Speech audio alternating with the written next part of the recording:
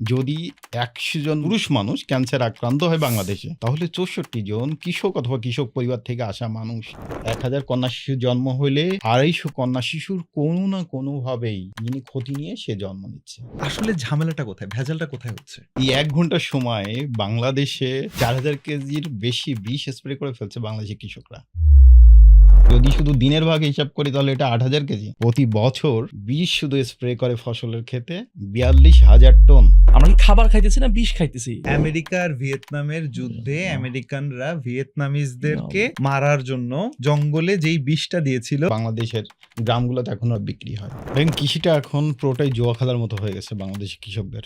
এইটার জন্য সরকারের ভর্তুকি প্রায় ২৮,০০০ কোটি টাকা। আমি যদি প্রাকৃতিকভাবে করি তাহলে আমি ১০ মণ ফসল পাবো, আর আমি প্রাকৃতিকভাবে না করলে আমি ২৫ মণ ফসল পাবো। কৃষি যদি লাভজনক হতো অর্থনৈতিকভাবে, তাহলে সমস্ত কৃষক তার বাচ্চাকে প্রথম প্রায়োরিটি দিক কৃষক হতো। এটা করে অনেক লাভ হবে। বিলিয়নিয়ার্সরা কেন এই কৃষিতে এত ইন্টারেস্ট শো Bill Gates, করতেছে? অনেক বড় বড় প্রতিষ্ঠান, অনেক বড় বড় সংস্থা কিন্তু অনেক জমি কিনে রাখছে। একজন কৃষকের কি এই নলেজটা আসলে এভাবে নিয়ে কাজ করা সম্ভব?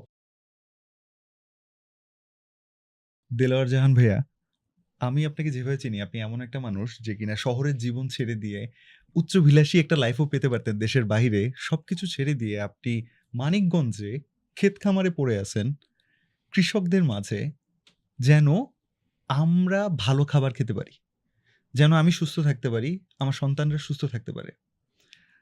আমি আমি নিজে আর এটা নিয়ে কথা বলবো না, আমি আপনার কাছে একটু আগে দিয়ে আসি, প্লাস আমাদের অডিয়েন্সের জন্য একটু কনটেক্সটটা আপনার মুখ থেকেই নিব যে ভাইয়া, আপনি আসলে কৃষিতে কি নিয়ে ফাইট করতেছেন এবং কেন এটা এতটা ইম্পর্ট্যান্ট, প্লিজ ভাইয়া। আচ্ছা, প্রথমে বলি, আপনি বলছেন যে বিদেশি উচ্চবিলাসী জীবন। এটা কিন্তু আমি এখন যে জীবনযাপন করি, যে প্রকৃতির মধ্যে, নদীর কাছে, বড় বট বৃক্ষের কাছে, দিগন্ত বিস্তৃত ধান ক্ষেতের পাশে, এইটা আমার কাছে সবচেয়ে ভালো জীবন। অথবা এইটাই হচ্ছে উচ্চবিলাসী জীবন। এটা কিন্তু সবাই পায় না। এটা প্রথমত। দ্বিতীয়ত হচ্ছে, আপনাকে যদি বেঁচে থাকতে হয় আপনাকে খেতেই হবে, এবং আপনি যা খাচ্ছেন তাই হচ্ছে আপনি। হ্যাঁ। আপনার জীবন্ত না। আপনি যদি ভেজাল জিনিস খান তাহলে আপনি ভেজাল হবেন। হ্যাঁ। আপনি যদি বিষাক্ত জিনিস খান তাহলে আপনার শরীরটা বিষ হয়ে যাবে। হুম।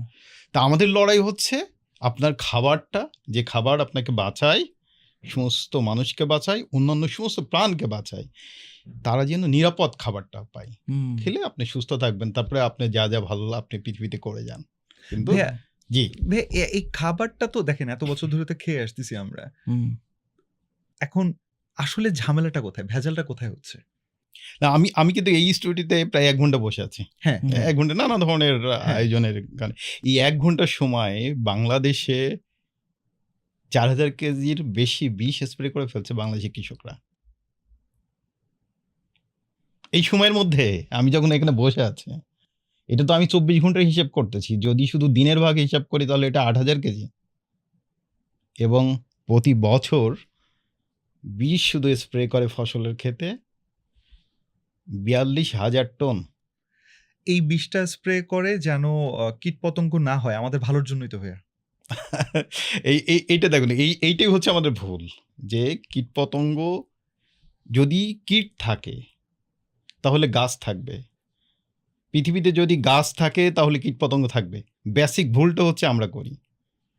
গাছপালার পরাগায়ন থেকে শুরু করে নানা ধরনের, এই যে শুধু গাছ তো পৃথিবীতে নাই, পৃথিবীতে অনেক প্রাণ, মাটিতে, জলে, বাতাসে সব প্রাণ মিলেমিশে গাছ খাবারটা পায়। গাছ কিন্তু একা খাদ্য তৈরি করতে পারে না। গাছকে খাওয়ায় ব্যাকটেরিয়া, গাছের পরাগায়ন করে দেয়। হ্যাঁ, গাছের যেগুলো আছে সেগুলো পোকারা, গাছে যে পাতা পড়ে, ডালপালা পড়ে, এগুলো পচায়, পোকামাকড় মাটির সাথে মিশায়, তারপরে ব্যাকটেরিয়া, মানে সমস্ত প্রাণ মিলেমিশে Ecosystem। খাদ্যটা উৎপাদন করতেছে। অতএব পোকা এখানে খুব গুরুত্বপূর্ণ পৃথিবীতে, এবং পোকা হচ্ছে অনেক বেশি ইকো ফ্রেন্ডলি। কিন্তু আমাদের ধারণা এই যে পোকা মানেই হচ্ছে খারাপ, পোকা মানেই হচ্ছে আমাদের সমস্ত ক্ষতি করে। যত ধরনের পোকা আছে তার মাত্র 11% ফসলের জন্য ক্ষতিকর। এই 11% পোকার জন্য আবার আল্লাহ অন্য পোকা তৈরি করে দিয়েছে যাতে এদেরকে খেয়ে কন্ট্রোল করে। পাখি আছে। পোকা মারার দায়িত্ব নিয়ে পৃথিবীতে মানুষ আসে নাই, মানুষ আসছে অন্য কাজের জন্য। তা আমাদের কৃষকদের সাথে কথা বললে আপনি দেখবেন যে পোকা মারার দায়িত্ব নিয়ে সে পৃথিবীতে আসছে, মনেই হবে আপনার। আমাদের কাজটা হচ্ছে পোকা যেন আমার ফসলটা নষ্ট না করে। আপনি যদি ফসলের ক্ষেতে এমন ধরনের এনভায়রনমেন্ট তৈরি করবেন যেখানে পাখি, গিরগিটি, অন্যান্য যত ধরনের প্রাণ আছে যেগুলো পোকা খায়, ব্যাঙ, এগুলো থাকলে আপনার ক্ষেতটা এমনিতেই কন্ট্রোল করে দেবে। ওরা ওদের জীবনের প্রয়োজনেই আপনার ফসলটা নিরাপদ করে দেবে।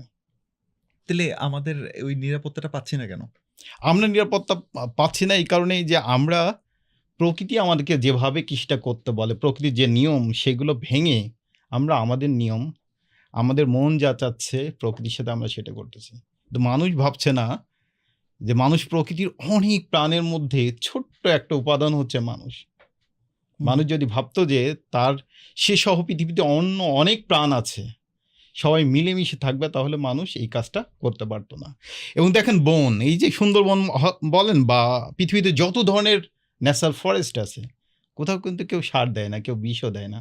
বিমান নাকি স্প্রে করে আসছে বাংলাদেশ সরকার এই সুন্দরবনের উপরে যে পোকামাকড় লাগছে, করে না তো। তাহলে কিভাবে টিকে আছে বন? এবং হাজার হাজার বছর ধরে, লাখ লাখ বছর ধরে।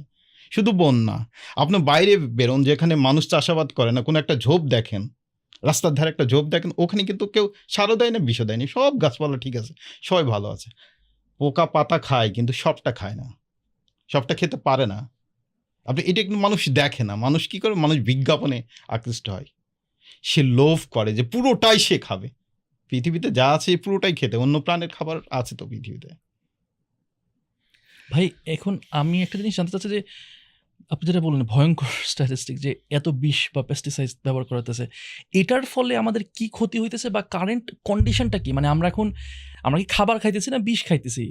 আমাদের এখন কারেন্ট অবস্থাটা কি ভাই বলেন তো? কারণ আমরা কারেন্ট কন্ডিশনটা প্রথমত বুঝতে হবে যে আপনার যারা এই খাদ্যটা উৎপাদন করে, যে কৃষক, যদি 100 জন মানুষ, পুরুষ মানুষ ক্যান্সার আক্রান্ত হয় বাংলাদেশে, তাহলে 64 জন কৃষক অথবা কৃষক পরিবার থেকে আসা মানুষ। তাহলে যে খাদ্যটা উৎপাদন করে সে যদি এই ধরনের ভয়ঙ্কর রোগের মধ্যে পড়ে, তাহলে বাকিদের কি অবস্থা হবে? 64% পুরুষ কৃষক, ক্যান্সারে আক্রান্ত, এরা 64%ই হচ্ছে কৃষক। এটি কিন্তু ভয়াবহ একটা এটা কি বাংলাদেশের স্ট্যাটিস্টিক? বাংলাদেশ সরকারের এটি স্ট্যাটিস্টিক্স, এটা বাইরের না। বাংলাদেশ সরকার এই তথ্যটা তাদের গবেষণায় ফলাফল। আরে আল্লাহ! তাহলে শুধু আমি ক্যান্সারের কথা বলছি কেন, অন্য যত ধরনের রোগবালাই আছে সব রোগবালাই কৃষক পরিবারগুলোতে বেশি। কিন্তু ধরেন আপনি হয়তো ভাববেন আর এই কৃষক তো গ্রামে থাকে, একটা প্রাকৃতিক পরিবেশের মধ্যে থাকে, রোদে পরিশ্রম করে, খাটে, এটা তো স্বাভাবিক মানুষের ধারণা, কনসেপ্ট কিন্তু এরকম। আবার আরেকটা জিনিস হয় যে সব রোগ টোগ তো বড় লোকদের হয়। হ্যাঁ, এই কনসেপ্ট, কিন্তু এই কনসেপ্টটা ভুল। এই কারণেই যে শহরে যখন কোনো সবজি বা শাকসবজি যা আসে 3-4 বার ধুয়ে পরিষ্কার হয়ে 3-4 দিন পর আসে, আপনার রান্নাঘরে ঢুকতেছে। কিন্তু কৃষক কিন্তু কাঁচা বীজটাই খাচ্ছে, স্প্রে করতেছে, আবার তুলে নিয়ে নিজেই রান্না করে খাচ্ছে। তাহলে প্রথমে আক্রান্ত হয় কৃষক, এবং কৃষক স্প্রে নিজে করে, তার পরিবার লোকজন করে, এবং এই যে রাসায়নিক সার পেয়েছে, যত ধরনের অ্যাগ্রোকেমিক্যাল আছে, সেই অ্যাগ্রোকেমিক্যালের ভিতরে কিন্তু কৃষক বসবাস করে, এগুলো নাড়াচাড়া করতেছে, স্প্রে করতেছে। ধরেন এমন ক্ষেত আছে, বেগুনের ক্ষেত, যেখানে এত স্প্রে করা আছে, স্প্রে বলতে আমি বোঝাচ্ছি বিষ স্প্রে করা। হ্যাঁ, তো কেউ হয়তো বলতে পারে ভাই যে এটা বীজ বলবেন না, এটা হচ্ছে কেমিক্যাল, পেস্টিসাইড বলতে পারে, আবার অনেকে বলে, হ্যাঁ, অনেক আবার ওইটার পক্ষে যে বলবে যে এটা হচ্ছে প্লান্ট মেডিসিন। আর প্লান্ট মেডিসিন তুই 1 ফোঁটা খেয়ে দেখ, তাইলে প্লান্ট মেডিসিন বেরো যাবে, যে 1 ফোঁটা খাইলে বুঝবে। ওটা আবার আমরা খাবারে দিচ্ছি না, ওইটা তো স্প্রে করতেছে। এখন এই যে এই পুরো এনভায়রনমেন্টের ভিতর কৃষক কাজ করতেছে, সেখানে শ্বাস নিচ্ছে, সেগুলো হাত দিয়ে স্প্রে করতেছে, এই যে পুরোটা, এটা একটা, যখন আপনি কোনো কৃষকের খেতে যাবেন, আপনার কাছে ফিল হবে যে এই জায়গাটা হচ্ছে কেমিক্যাল ওয়ার চলতেছে। যত ধরনের যুদ্ধ অস্ত্র ছিল এগুলো ব্যবহার করতে, কেমিক্যাল যুদ্ধগুলো। ধরেন বাংলাদেশে এই মুহূর্তে, বাংলাদেশে আপনি যে প্রান্তে যান না কেন, এখন যেহেতু বর্ষাকাল, প্রচুর ঘাস লতা পাতা সবুজ হয়, সব জায়গায় দেখুন পুড়ে গেছে। তো এই স্প্রেটা কিন্তু ঘাস মারা বিষ। বুঝিনি ভাইয়া, মানে এখন যে জায়গাটা ঘাস হয়ে থাকবে সেইটা চাষ করার আগে ওইখানে যে কেমিক্যালটা দিবে এবং ওই ঘাসটা একদম পুড়ে যাবে, ঘাসটা নষ্ট হয়ে পুড়ে যাবে। ওকে, এইটা কিন্তু ভিয়েতনাম যুদ্ধে আমেরিকা ব্যবহার করছিল ভিয়েতনামে, যেন ভিয়েতনামের মানুষ জঙ্গলে লুকাইতে না, যেহেতু ওরা গেরিলা ওয়ার করতেছিল এবং খাদ্য ঘাটতি দেখা দেয়, ওইটাই ধীরে ধীরে নানা ফরম্যাটে আমাদের কাছে আসছে। মানে ইয়া আল্লাহ, আমেরিকা আর ভিয়েতনামের যুদ্ধে আল্লাহ, আমেরিকানরা ইয়া ভিয়েতনামিজদেরকে আল্লাহ। মারার জন্য তাদের জঙ্গলে যেই বিষটা দিয়েছিল সেটা এত বছর পর এসে এজেন্ট অরেঞ্জ বলে, সেটাই রাউন্ড আপ হয়ে বাংলাদেশের গ্রামগুলোতে এখনো রাউন্ড আপ বিক্রি হয়, ও রাউন্ড আপ স্প্রে করতেছে সবাই।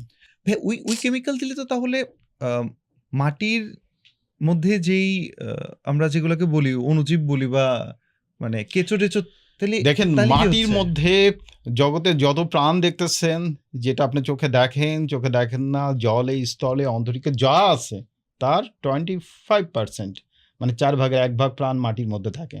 আপনি যখন যে কেমিক্যালে দেন না কেন, মাটির মধ্যে এই প্রাণগুলো মারা যায়, এবং মাটির মধ্যে যে প্রাণ আছে সেইগুলোর কাজই হচ্ছে সবকিছুকে ভেঙে পচিয়ে গাছকে খাওয়ানো, আমাদের খাদ্য উৎপাদন সহায়তা করা। My God. Can you আপনি imagine? যখন এই স্প্রেগুলো দেবেন, এই কেমিক্যালগুলো দিবেন, তখন এগুলো মারা যাবে।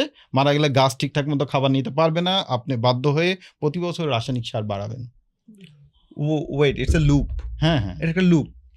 আপনি এইটা একটা চক্রের মধ্যে পড়ে যাবেন, হ্যাঁ। একটা বিষ চক্রের মধ্যে পড়বেন, এবং ধীরে ধীরে এটা থেকে আর কখনো বেরোতে পারবেন না। কৃষক এখন বেরোতে পারে না আর।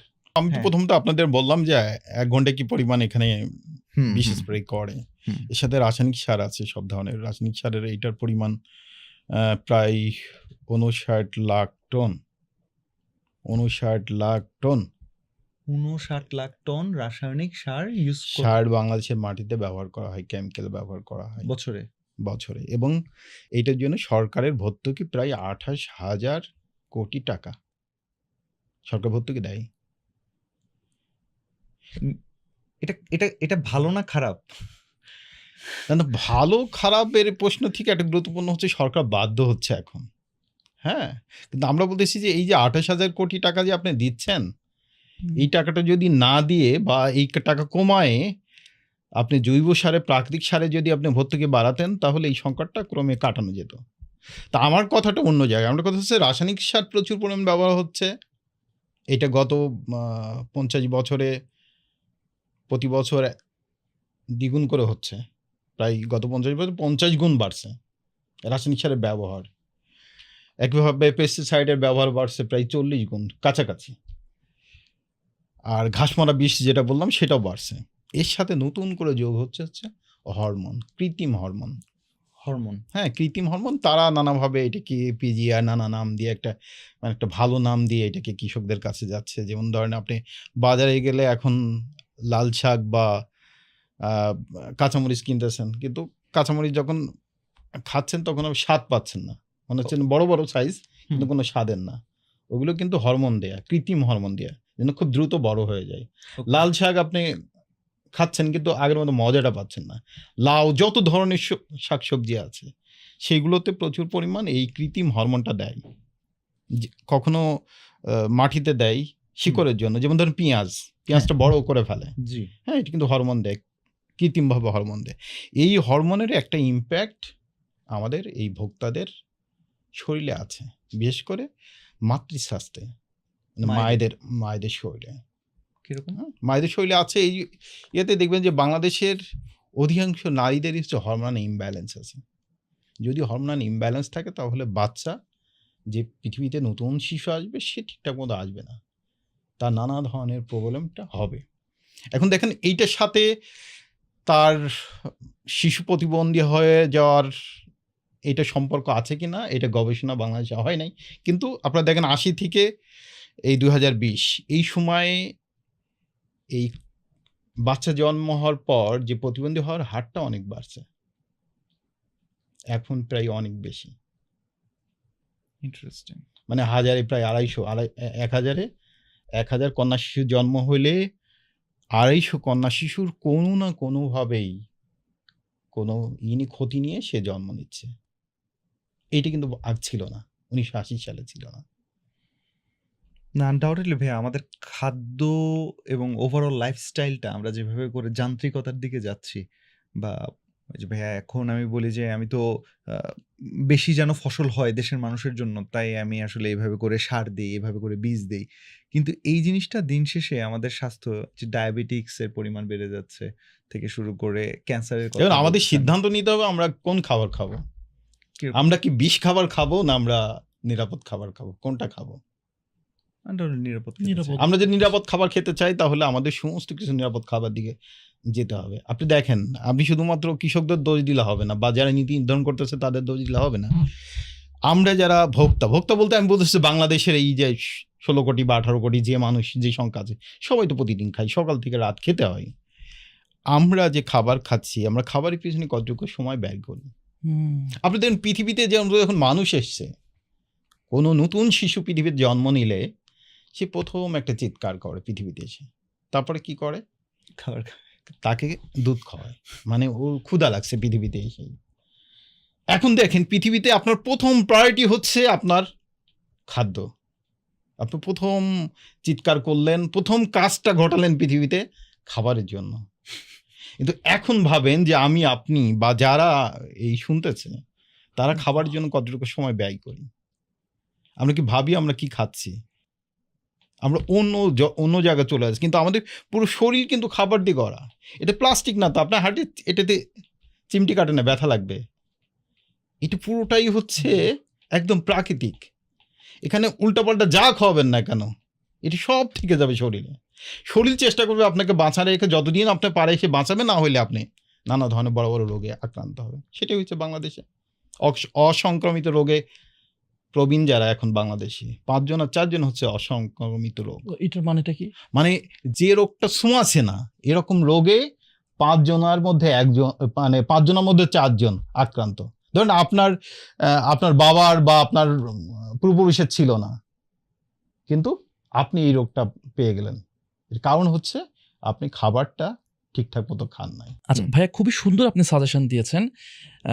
আমার হঠাৎ মনে পড়লো যে আমাদের ফ্যামিলিতে অনেক সময় অনেকে করে যে গ্রামে আপনার হচ্ছে যে ধান বা চাল হুম। বা গম এরকম হয়।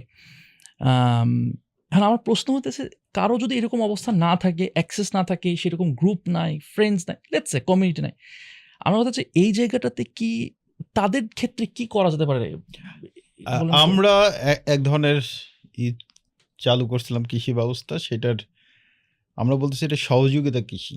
সহযোগিতা কৃষি ভোক্তা কৃষক সহযোগিতার ভিত্তিতে কৃষিটা উৎপাদন হবে।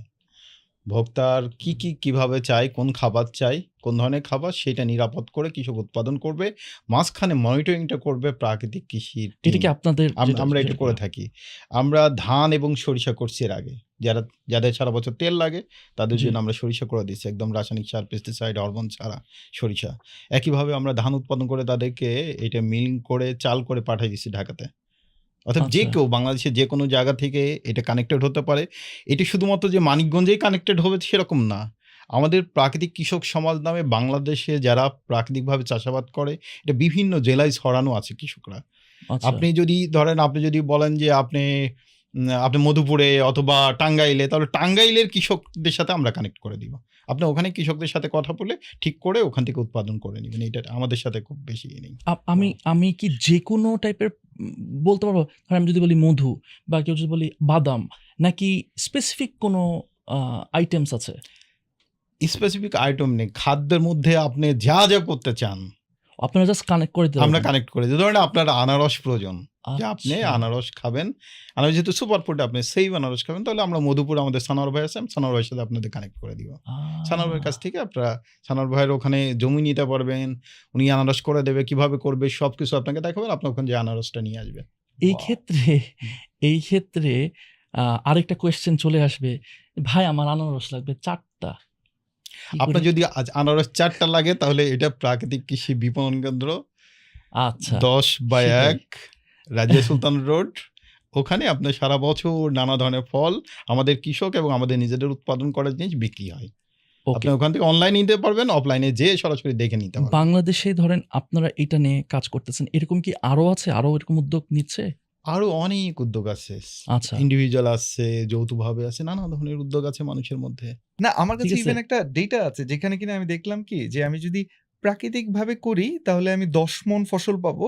আর আমি প্রাকৃতিকভাবে না করলে আমি ২৫ মণ ফসল পাবো। তাইলে আমি প্রাকৃতিক করলে তো আমার লস। বাজারের চালের ভাত ২ প্লেট খেয়ে ফেলতে পারবেন। এইটা আপনার পেটে থাকবে ১ থেকে ১.৫ ঘন্টা। আর আমাদের উৎপাদিত চাল যেটা আপনি বললেন কম উৎপাদন হয়, সেটা আপনি ১ প্লেটই খেতে পারবেন, বেশি খেতে পারবেন না। প্রচুর ফাইবার এবং ওইটা ৪-৫ ঘন্টা আপনাকে এনার্জি দেবে। তাহলে এটা তো দ্বিগুণ দিল, ২ প্লেটের বেশি সমান দিল। আমি তো এখন আসলে নিজের চোখে যেটা দেখি সেইটা নিয়ে চিন্তা করি। আমরা বলতেছি যে উৎপাদন যাই হোক না কেন, সেই উৎপাদনটা পুষ্টিকর হবে, নিরাপদ হবে, এনার্জেটিক হবে। খাবার খুব বেশি লাগে না, খাবার কম লাগে এবং দুনিয়াতে যা মানুষ আছে তার থেকে বেশি খাবার উৎপাদিত হয় এখনই। অতএব যারা বলতেছে যে এটা দিয়ে সম্ভব না, তারা কেউ উৎপাদন করে না। কিন্তু আপনি কৃষকের কাছে যান, ওর সাথে কথা বলেন এবং ডিপলি কথা বলেন, তাহলে ও বলবে যে হ্যাঁ, এটা উৎপাদন করা যায়, উৎপাদন করা সম্ভব। এবং এই যে কৃষির কথা বলতেছি, যে কৃষি এখন বলতেছে যে এটা উৎপাদন করে খাওয়ানো সম্ভব না, এটা তো ৫০ বছর। তার আগে পৃথিবীতে কৃষি শুরু হয়েছে কত হাজার বছর? সেটাই। ১০,০০০ বছরের আদি পেশাই হ্যাঁ, আদি পেশা মানে ১০,০০০ আমাদের প্রামাণ্য ইতিহাস আছে। ১০,০০০ বছরের আমাদের আর্কিওলজিক্যাল আছে, প্রমাণ আছে। তো এই ১০,০০০ বছরের মাত্র ৫০ বছর হচ্ছে এই রাসায়নিক কৃষিটা শুরু হইছে। আর বাকি সময় ৯,৯০০ না খেয়ে বসেছিল এদের না মানুষ। খেয়েছিল। মানুষ কি মানুষ না খেয়েছিলাম। এইটা হচ্ছে যে এক ধরনের বিভ্রান্তি তৈরি করা। আমরা বলতেছি যে কৃষিটা এখন চলতেছে লাভ এবং লোভের গল্পের মধ্যে। কৃষককে বলতেছে এটা দাও বেশি হবে, এটা লোভে পড়ে যাচ্ছে। আর গল্প হচ্ছে যে এটা করে অনেক লাভ হবে।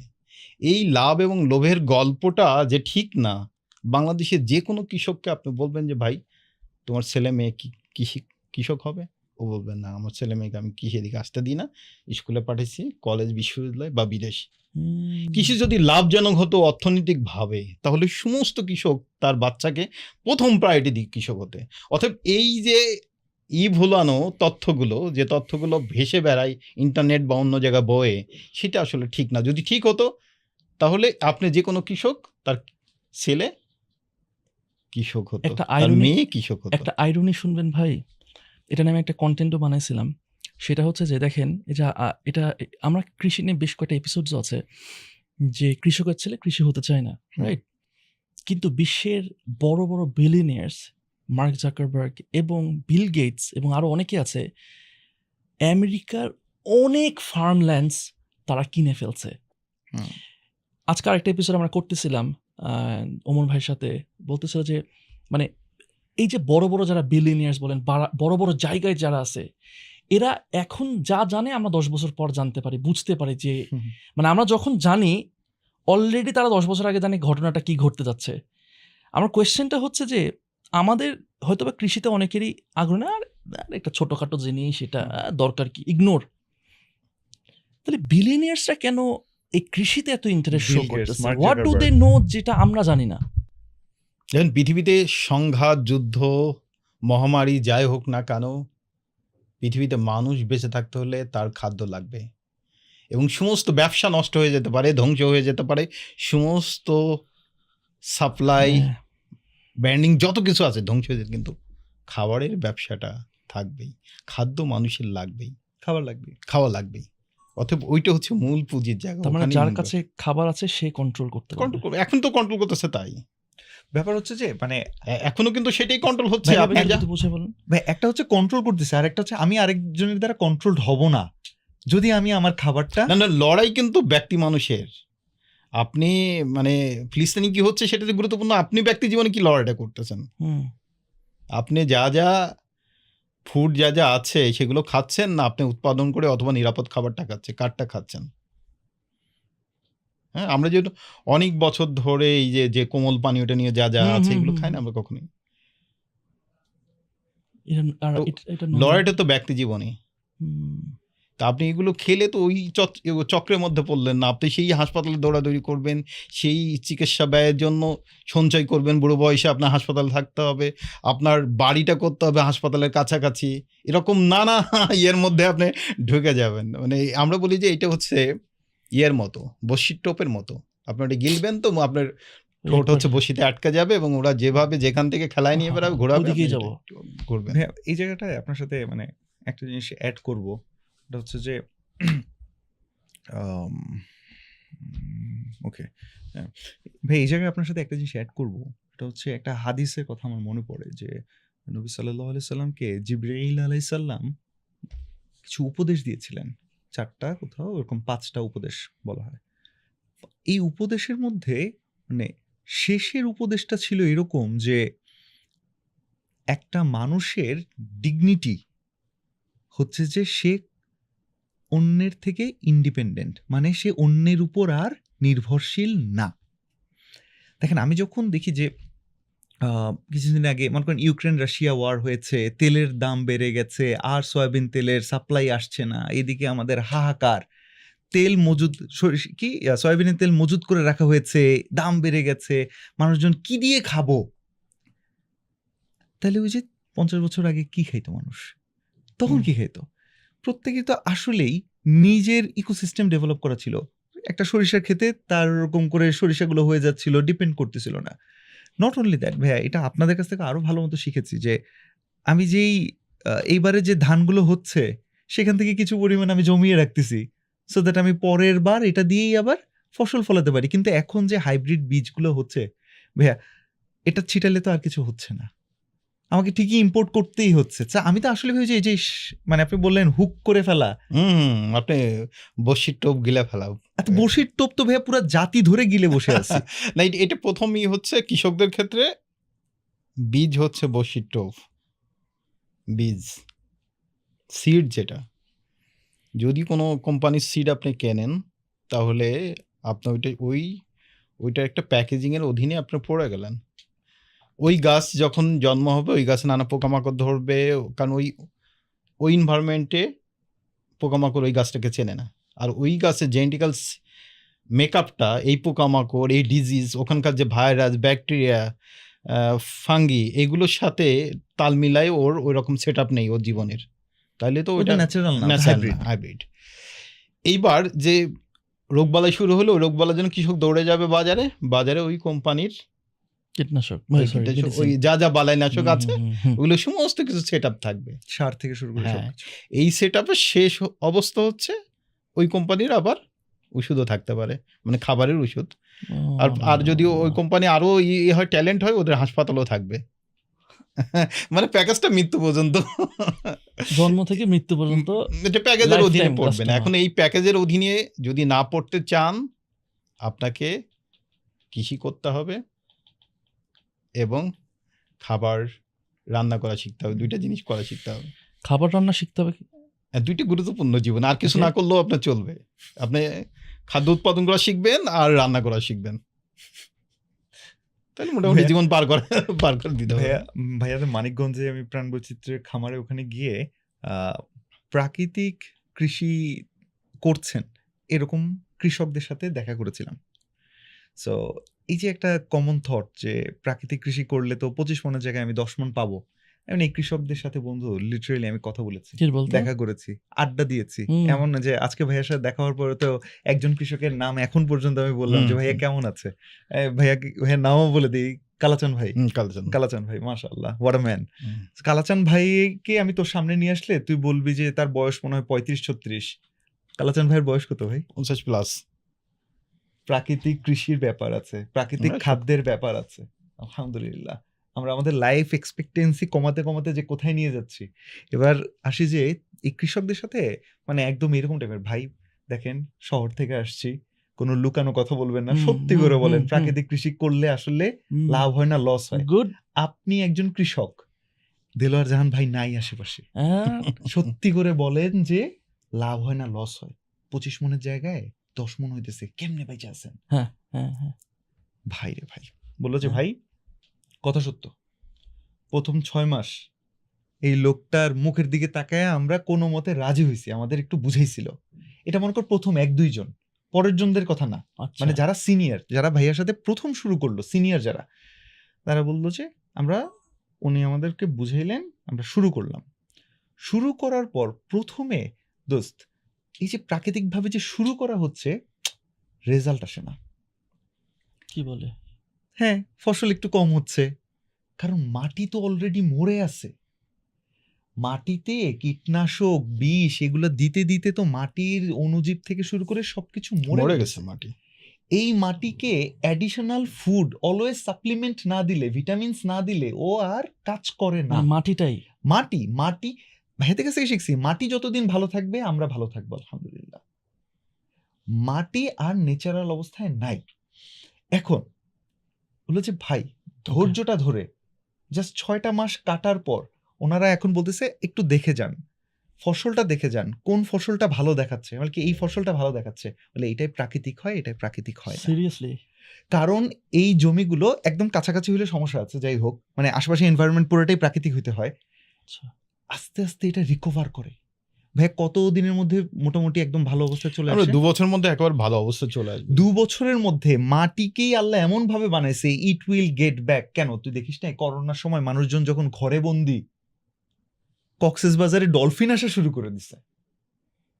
মানে হ্যাঁ, মাটি খুব আল্লাহ শক্তিশালী। নেচারকে বানাইছে এরকম। মাটি ওরকমই বানায়, মানে রিকভার করে। এবং মাটি হচ্ছে যে এক চিমটে মাটির মধ্যে কোনো 1 বিলিয়ন মাইক্রোবস থাকে, 1 বিলিয়ন, যেগুলোকে আমরা মেরে ফেলি। যেগুলো আমরা মেরে ফেলি। হ্যাঁ, এটা থাকার সুবিধা অসুবিধা সুবিধা হচ্ছে যে আপনি যাই হোক না, ধরেন আমি আপনি খাচ্ছি তো, কবরে গেলে তো আমাদের শরীর মিশে যাবে। হ্যাঁ তারপরে আবার ওই মিনারেলস যা খাচ্ছেন সেগুলো মাটিতে ছড়ায় যাবে, ওখান থেকে আবার গাছ হবে, গাছ এই খাবারটা খাবে, আবার ওই গাছের ফল বা পাতা অন্য কোনো প্রাণী খাবে, ওদের পরিণতিও এরকম হবে, মাটিতে চলে যাবে, That's the cycle. মিশে যাবে। এটা সার্কেল, আল্লাহ এইভাবেই সাইকেলটা এইভাবে সার্কেল। এইটা অটো সিস্টেম। আপনি যখনই এখানে রাসায়নিক সার বীজ দিবেন, এই অটো সার্কেলটা ব্রেক করবে। আমরা বলতেছি যে মাটিতে যা আছে আপনার শরীরে তাই আছে। মাটিতে কোনো কিছু যদি ঘাটতি থাকে তাহলে আপনার আমার শরীরে তাই ঘাটতি থাকবে। কারণ আমরা তো উপর থেকে খাচ্ছি না। এখন তো মুসা আলাইহিস সালামের যুগ না যে আল্লাহ উপর থেকে খাবারটা হ্যাঁ, ফেলতেছে, সালওয়া। আমাদের উৎপাদন করে খাইতে হচ্ছে। তো এই খাবারটা মাটি থেকে আসতেছে। তো মাটি থেকে ধরেন আমি সেটা আলাপটা হচ্ছিল, ওই যে মাটিতে একসময় ওই যে ইয়ে ছিল, শামুক ছিল, ঝিনুক হ্যাঁ ভাই ছিল। একটু বলেন না। হ্যাঁ, মাটিতে প্রচুর পরিমাণ ঝিনুক শামুক ছিল। আমাদের এখানে খাল, বিল, নদী, নালা, ধান ক্ষেত প্রচুর। কোথায় এবং এটা ভাই, মানিকগঞ্জে? সব জায়গায়, বাংলাদেশের না, না, সমস্ত জায়গাগুলো, বাংলাদেশের সমস্ত কথা বলতেছে জায়গাগুলোতে। হ্যাঁ, এবং ঝিনুক এইটা হ্যাঁ, ঝিনুক মাটিতে মাটিতে প্রচুর ঝিনুক শামুক ছিল। এটা প্রবাদও আছে, পচা শামুকে পা কাটিস না। হ্যাঁ মানে মানে কি শামুক একটা- ছিল, এক্সিস্টিং হ্যাঁ, ছিল বলেই তো ওইটা মানে গ্রামে ক্ষেতগুলোর প্রচলিত সব মধ্যে জায়গায়। মনে কর হাঁটতে গিয়ে আইল ধরে হাঁটতে হ্যাঁ, গিয়ে পা কেটে পা কেটে গেছে। মানে এই পরিমাণ শামুক ঝিনুক ছিল। শামুক ঝিনুকের খোলস হচ্ছে ক্যালসিয়াম। ওইটা ভেঙে চড়ে বছরের পর বছর মাটির সাথে মিশে যেত। মিশে গেলে ওখান থেকে যা হইতো, যে ধান, সবজি যা হতো, মানে ঘাস হচ্ছে, ওগুলোর মধ্যে সব ক্যালসিয়াম সমৃদ্ধ হয়ে থাকতো। ওই ঘাসটা গরু হ্যাঁ, খাবে, ওইগুলো সেই গরু গরুর খাবে, দুধ খাবো। দুধ খাবে না তাহলে আপনার আর এখন পূর্ণ তো না। ভাই গরুর দুধ ইচ্ছা মতো খাওয়ালেও ক্যালসিয়ামের ঘাটতি যাচ্ছে না, কোনো কিছুতেই অ্যাডিশনাল আমাকে ক্যালবডি খেতে হবে। ওইটার মার্কেট অনেক। 17 সালে 2000 কোটি বেশি ছিল, এখন আরো বেশি। তারপরে যেটা খুব গুরুত্বপূর্ণ সেটা হচ্ছে শুধু মানুষের শরীরে ক্যালসিয়ামের ঘাটতি তা না, মাছের শরীরে ক্যালসিয়ামের ঘাটতি, ধানের শরীরে ক্যালসিয়ামের ঘাটতি, গরুর শরীরে ক্যালসিয়ামের ঘাটতি, সব কিন্তু সাপ্লিমেন্টারি দিতে হয়। মাঠে এখন চুন দিতে হয়, পুকুরে চুন দিতে হয়, কারণ পুকুরের পানি যদি এই ঝিনুক এবং শামুকের খোলস থাকে, অটোমেটিক্যালি ওখানে জীবাণুরা টিকতে পারে না। মাছের জন্য এনভায়রনমেন্ট ক্রিয়েট করে, এটাই ন্যাচারাল সিস্টেম ছিল।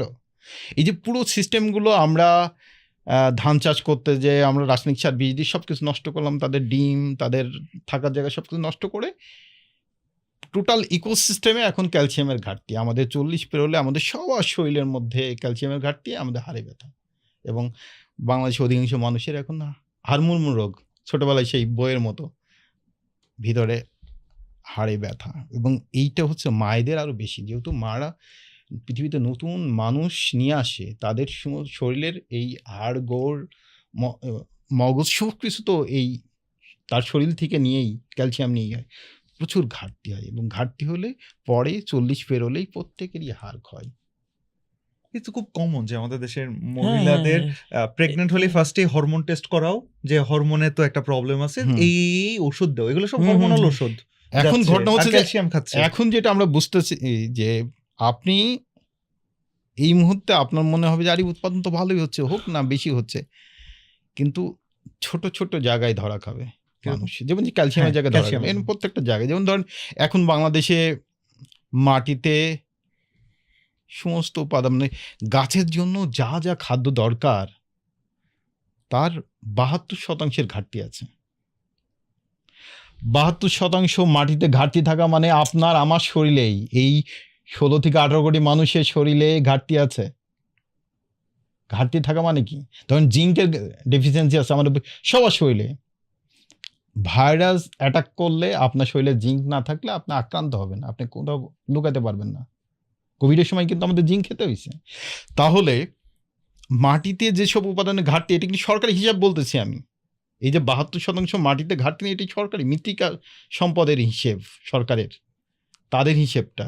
এবং 79% জৈব উপাদানের ঘাটতি আছে, অর্গানিক ম্যাটারের ঘাটতি আছে। অর্গানিক ম্যাটার হচ্ছে অণুজীবগুলোকে ধারণ করে, অণুজীব সহ যত প্রাণ আছে মাটিতে ওরা বেঁচে থাকে অর্গানিক ম্যাটারের মধ্যে। তাহলে পুরো মাটিটা আমরা শেষ করে ধ্বংস করে ফেলছি। মাটি ধ্বংস, মাটি বিষাক্ত, মাটিতে ঘাটতি মানে কি? আপনার আমার শরীরে ঘাটতি আছে, সমস্ত প্রাণের ঘাটতি আছে। এবং এই ঘাটতিগুলো শেষ পর্যন্ত ব্যবসা আকারে অসুস্থতার ব্যবসা। আমরা বলতেছি এটা থামানো উচিত, এটা আপনাকে থামাইতেই হবে, আজ হোক কাল হোক। আপনারা বলছিলেন যে এটা কতদিন আসলে এটা হবে, কিভাবে ছড়াবে বা এটা আদৌ ছড়াবে কিনা, আমি এটা নিয়ে চিন্তিত না। কারণ মানুষ বাঁচতে হলে মানুষকে প্রাকৃতিক চাষাবাদ করতে হবে, নিরাপদ খাবার খেতে হবে। আজ হোক কাল হোক, 50 বছর পর হোক, 100 বছর পর হোক, মানুষ এর প্রতি ফিরতে হবে। সে ফিরতে বাধ্য, সে যদি বাঁচতে চায়, তারপরের প্রজন্ম যদি পৃথিবীতে টিকে থাকতে চায়। এটা ভাই, এটা কি শুধু বাংলাদেশের প্রবলেম নাকি এটা বাইরের দেশেও সেম প্রবলেম? এবং সারা দুনিয়াতেই এই সমস্যা। এবং এই লড়াই বলিভিয়াতে আমাদের বন্ধুরা আছে, আর্জেন্টিনাতে বন্ধুরা আছে, ব্রাজিলে আছে, ইন্ডিয়াতে আছে, জাপানে আছে, থাইল্যান্ডে আছে, নানাভাবে অনলাইনে আমরা তো কানেক্টেড যারা এই ধরনের আন্দোলন করে। সারা দুনিয়াতেই সব জায়গায় সমস্যা। Same problem. আমাদের এখানে যে সয়াবিন তেলটা আমরা খাই, এটা ইয়ে থেকে আসে, ব্রাজিল, তারপর আর্জেন্টিনা থেকে আসে। আর্জেন্টিনার কৃষকরা সয়াবিনের বিরুদ্ধে, সয়াবিন আবাদে যে পরিমাণ কেমিক্যাল ব্যবহার করা হয়, জেনেটিক্যাল সয়াবিন চাষাবাদ করে, এটার বিরুদ্ধে আন্দোলন করতেছে। এবং ওই আন্দোলনের সময় একজন কৃষক মারা গেছে, যে আমার ফেসবুক বন্ধু ছিল। মানে এই যে কেমিক্যালগুলো ব্যবহার করে, এই কেমিক্যালের কারণে ওর হাত একটা প্যারালাইসিস, পুরো শরীরটা প্যারালাইসিস হয়ে গেছিলো। এটার জন্য সে সারা দুনিয়াতেই এইটা নিয়ে অ্যাওয়ারনেস তৈরি করতেছে। সে মারা গেছে 2-3 বছর আগে, আমার বন্ধু তালিকায় ছিল ফেসবুকে। তো এই লড়াইটা সারা দুনিয়াতেই আছে। থাইল্যান্ডের রাজধানীর কাছাকাছি প্রায় 60 কিলোমিটার দূরে জন নামে আরেকজন আছে, ওর সাথে গত বছর আমার কথা হচ্ছে, মুরব্বী মানুষ। সে তার বিশ্ববিদ্যালয় জীবনে থেকে চলে গেছে, যে বিশ্ববিদ্যালয় এগুলো করে আর কি করবে, একটা বড় বাড়ি করবে, চাকরি, এইসব তো আমি আগেই করতে পারবো। পরে বিশ্ববিদ্যালয় থেকে এগুলো সব পড়ালেখা বাদ দিয়ে গেছে গ্রামে। তো কথা বলতেছিলাম, ওখানেও একই ধরনের। প্রথমে গ্রামে কৃষকরা নিতে চায় নাই, পরে আস্তে আস্তে সমস্ত গ্রামই হচ্ছে এখন রাসায়নিক সার, বিষ সার উৎপাদন করতেছে। সারা দুনিয়ার মানুষ থাইল্যান্ডে গেলে ওখানে যায়। ও ইয়েস, থাইল্যান্ডে যে অর্গানিক হ্যাঁ, খাবারের, হ্যাঁ। তো এরকম তো হচ্ছে সব জায়গায়। যাই হোক, আমি বলবো যে আলহামদুলিল্লাহ, মানে এখানে যারা ইয়াংস্টার্স যারা আছেন, আপনি যে দেখছেন, আমি বলবো যে কৃষিতে আসতে হবে, আর কোনো উপায় নাই। কৃষিতে আসতে হবে। আর কৃষিতে একটা ভালো কথা কি, ওই যে 25 মণ আর 10 মণের যে গল্পটা আছে না, ওইটার সবচেয়ে মজার দিকটা কি জানিস? সেটা হচ্ছে যে বর্তমানে একটা বেগুন যেটা কিনা হাইব্রিড, হ্যাঁ, চাষ করা, সেই বেগুনটাকে যদি আমি প্রপারলি কম্প্রেস করি, এটার মধ্যে যতটুকু ওয়েট পাওয়া যায়, এর যে ছোট সাইজের একটা প্রাকৃতিক ন্যাচারাল বেগুনকে যদি আমি প্রেস করি, ওর মধ্যে বেশি উপাদান পাওয়া যায়। উৎপাদন বেশি পাবেন, কারণ এটা হচ্ছে এটার ভেতরে যে সার, তো ওটা এক ধরনের আসলে দিন শেষে লবণের মতোই তো কাজ করছে। পানি কনজিউম আর লবণ কি করে? পানি কনজিউম করে ওকে ফুলায় দেয়। তোর পেট ভরাচ্ছে, তোকে এলিমেন্ট দিচ্ছে না, খাদ্য গুণও নাই, ইউ নাই, কিন্তু ওজন আছে। মানে এনার্জিটা আপনি পাবেন না, আপনি খাবেন আর মোটা হবেন আর ঘুম পাবে আপনার, কোনো কিছু প্রোডাক্টিভিটি কমে যাবে। দেলোয়ার ভাই, আমি সবই বুঝলাম, কিন্তু দেখেন সাধারণত টাকার ব্যাপারটা চলে আসে যে ভাই বুঝতেছি ভাই অনেক ক্ষতি হয়, এ হয় সে হয়।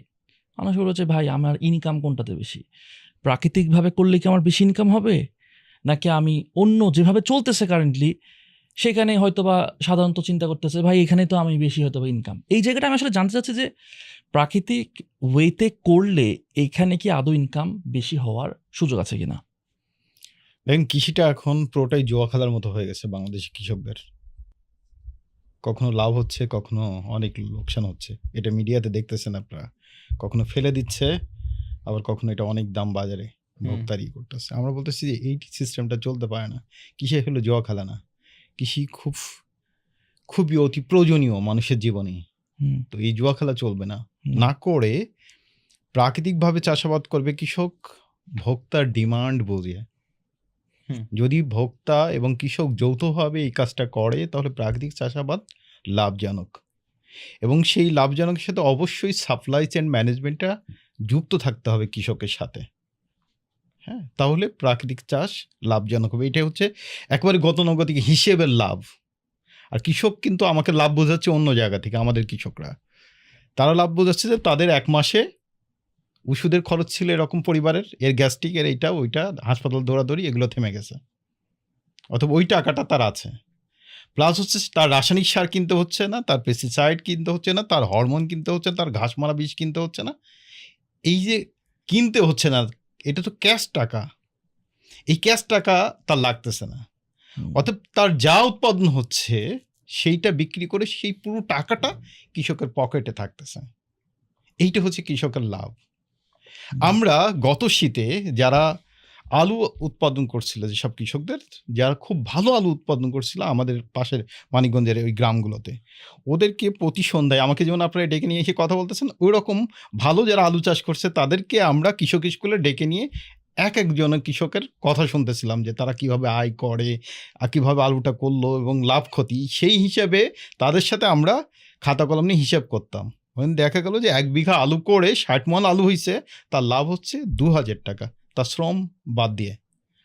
তখন তো জিহ্বার কামড় দিল যে সে কখনোই হিসেব করে নাই, সে অন্য নানা জায়গা থেকে টাকা এটাই করে এটা ইনভেস্ট করছে, কিন্তু ফাইনালি সে আলু বিক্রি করে একসাথে টাকা পাচ্ছে, কিন্তু ওইটা যে তার আয় করা টাকাই আলু বিক্রি হয়ে আসছে সেটা কখনো ভাবে নাই।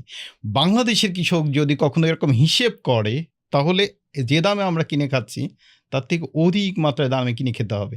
সেই কারণেই কোনো উদ্যোক্তা যারা হিসেব করে পুরোটাই, তার খামারের পুরো ব্যবস্থা হিসেব করে, সেখানে আপনি কম দামে কিনতে পারবেন না, কারণ ও কম দামে দিতে পারবে না, তো এটা তো অনেক কস্ট।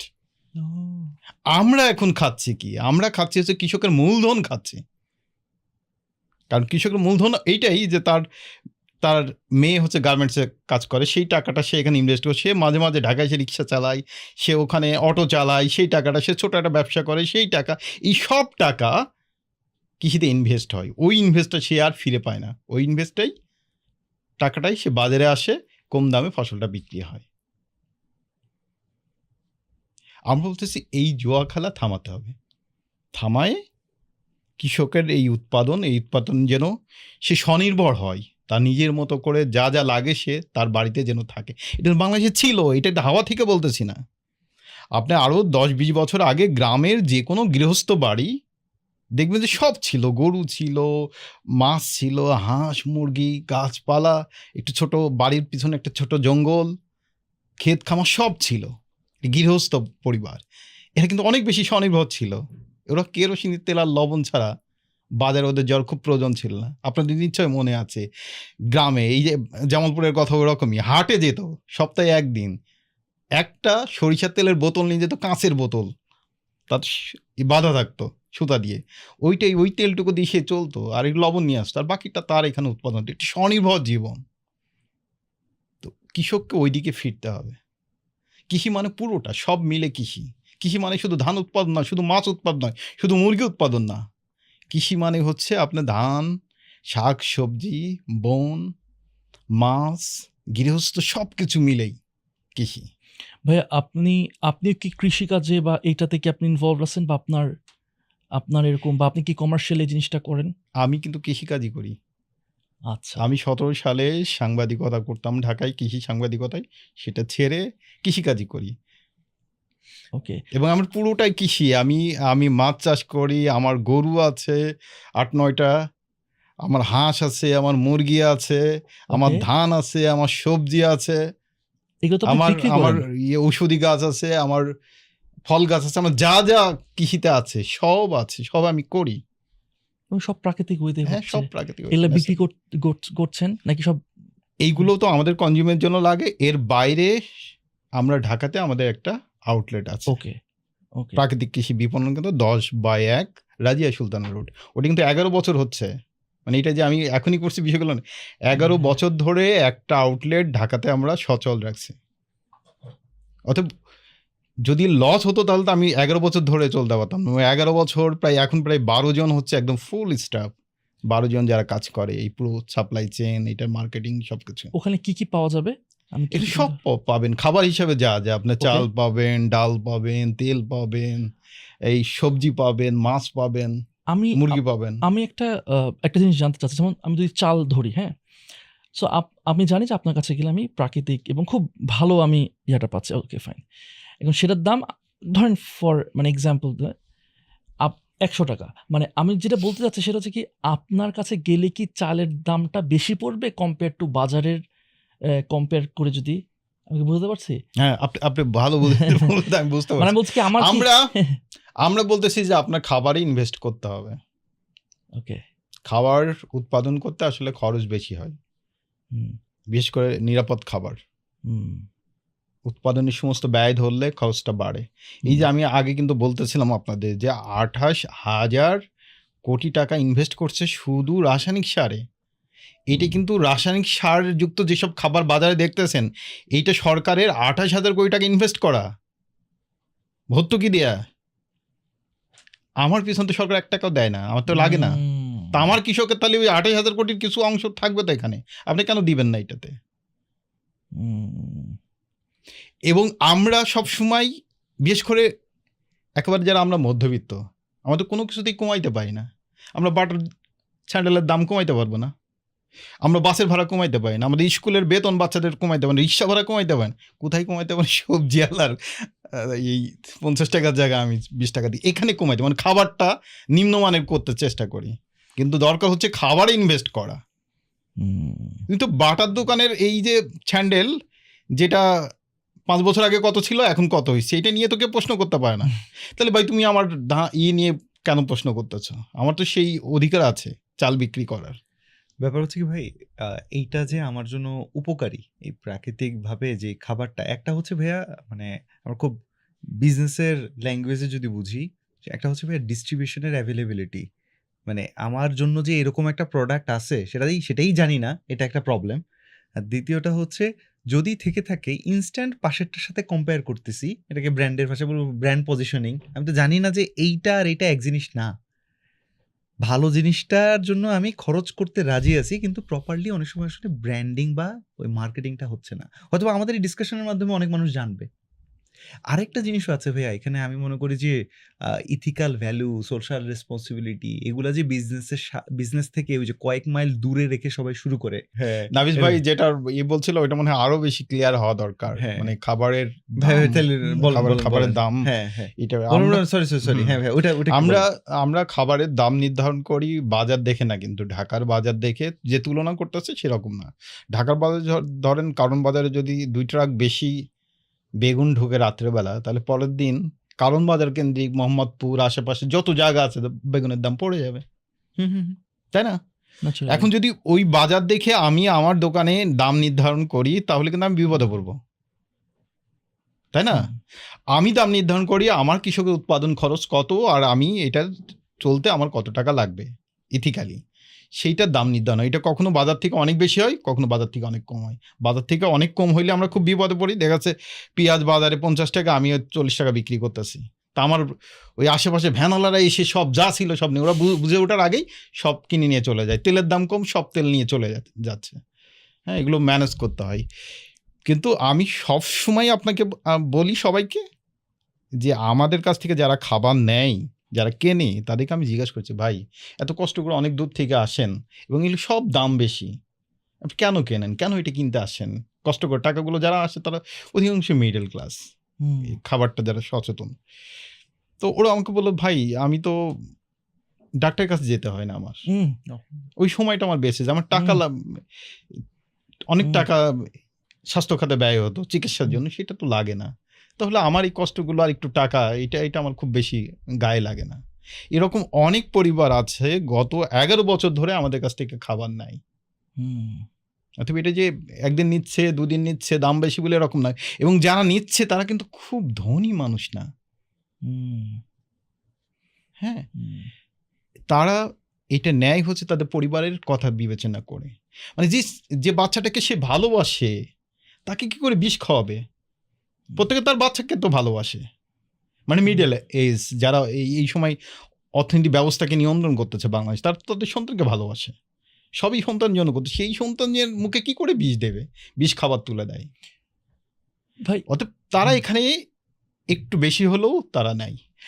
আর অন্য আমি আর একটা সবসময় বলি যে ভাই, এই ধরনের চাষবাস এইগুলো সমস্ত কিছু করতে আমাদের ব্যয় বেশি হয়। অবশ্যই। আপনি যদি চান যে আপনার গ্রামে আপনি চাষাবাদ করবেন, কারোর মাধ্যমে চাষাবাদ করুন, কোনো কৃষককে যদি ট্রেনিং করাইতে হয় আমরা এটা করাই দিব।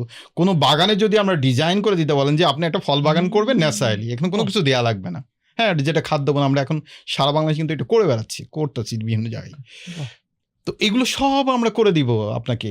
আপনি উৎপাদনে যান, আমার কাছ থেকে কেনার দরকার নেই তো। সেটাই। আপনি প্রোডাকশনে যান, আমরা চাই অনেক মানুষ প্রোডাকশন করুক, হাজার হাজার লাখ লাখ মানুষ যদি এরকম নিরাপদ খাবারের উৎপাদনে যায় তাহলে উৎপাদনের এই ব্যয় কমবে রাইট। এবং আমরা কম দামে সবাইকে খাওয়াইতে পারবো নিরাপদ খাবার, আমরা সেটা চাই। ভাইয়া, এই যে আপনি মাত্র বললেন যে আপনি প্রয়োজনে চাষ নিজেই উৎপাদনে আসেন, ভাইয়া আমি একবার আপনাদের কাছে প্রশ্ন করেছিলাম, তাহলে আমরা বেশ কিছু বন্ধু শহর থেকে এসে একটু জমি কিনি, আপনার মানিকগঞ্জে কিছু জমির ব্যবস্থা করে দেন।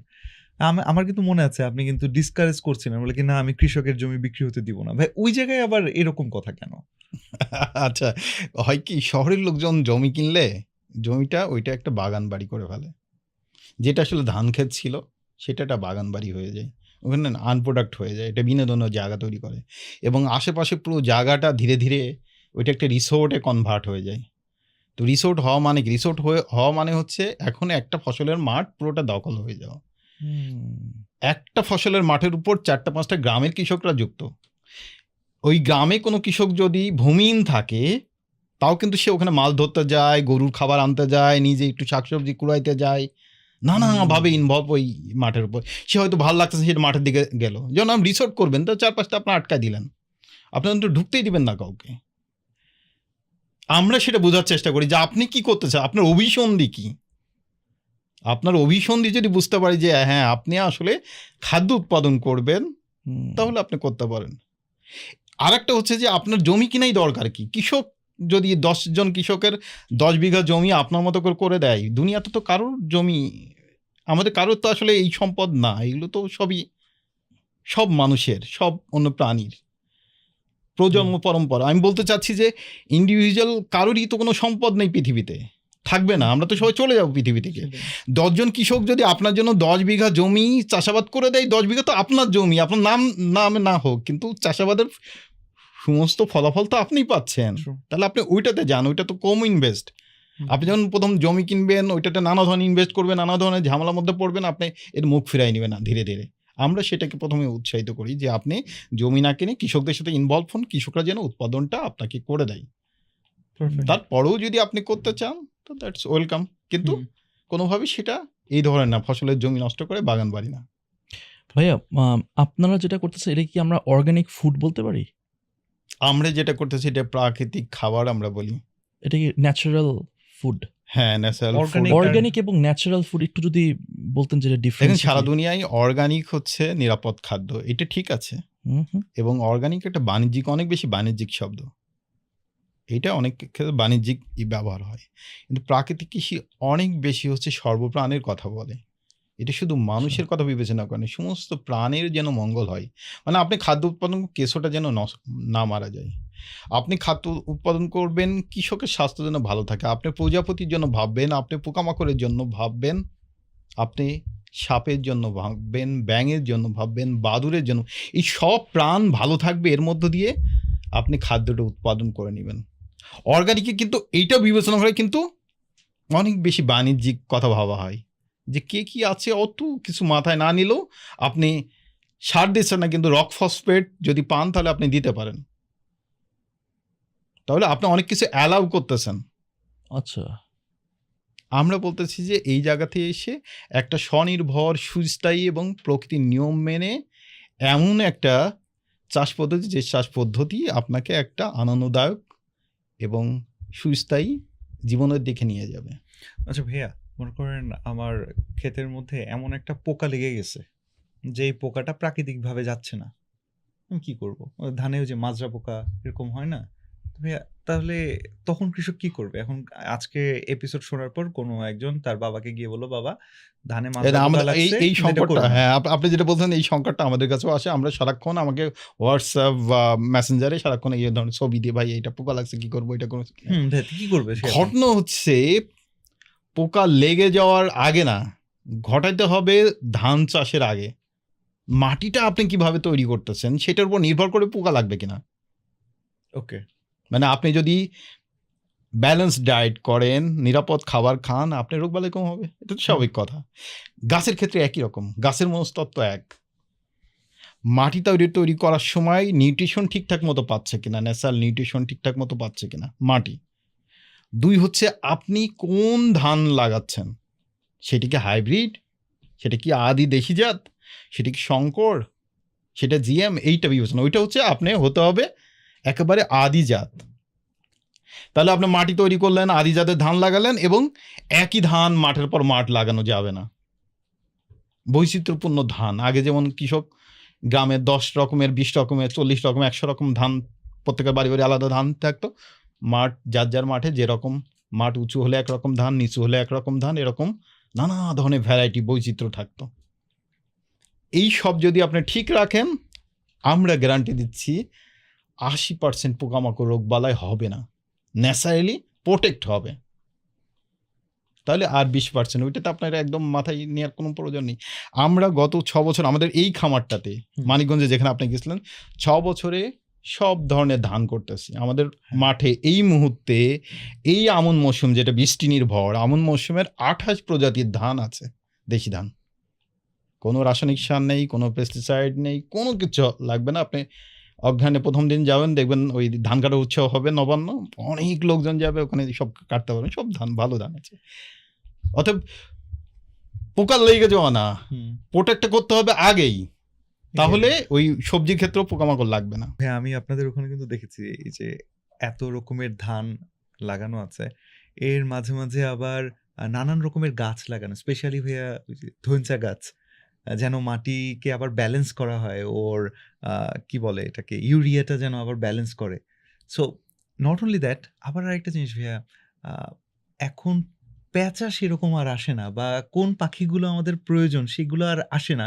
এটাও আমি দেখলাম আপনাদের ওখানে একটা মেইনটেইন করার চেষ্টা, যে আশেপাশে কত হাইটের গাছগুলো রাখা দরকার, যে এটা আপনি একটু প্লিজ যদি আরো বলতেন যে কত হাইটের নিচে গাছ হলে আর পেঁচা আসবে না, পেঁচা কেন প্রয়োজন, এরকম ওভারঅল যে ইকোসিস্টেমটা, এটা একটু বলেন না না, ভাইয়া। প্রাকৃতিক কৃষিটা আপনার উৎপাদন ব্যবস্থা অন্য প্রাণীর সহযোগিতা নিতে হবে, তাহলে অন্যরা আপনার কাজটা করে দেবে।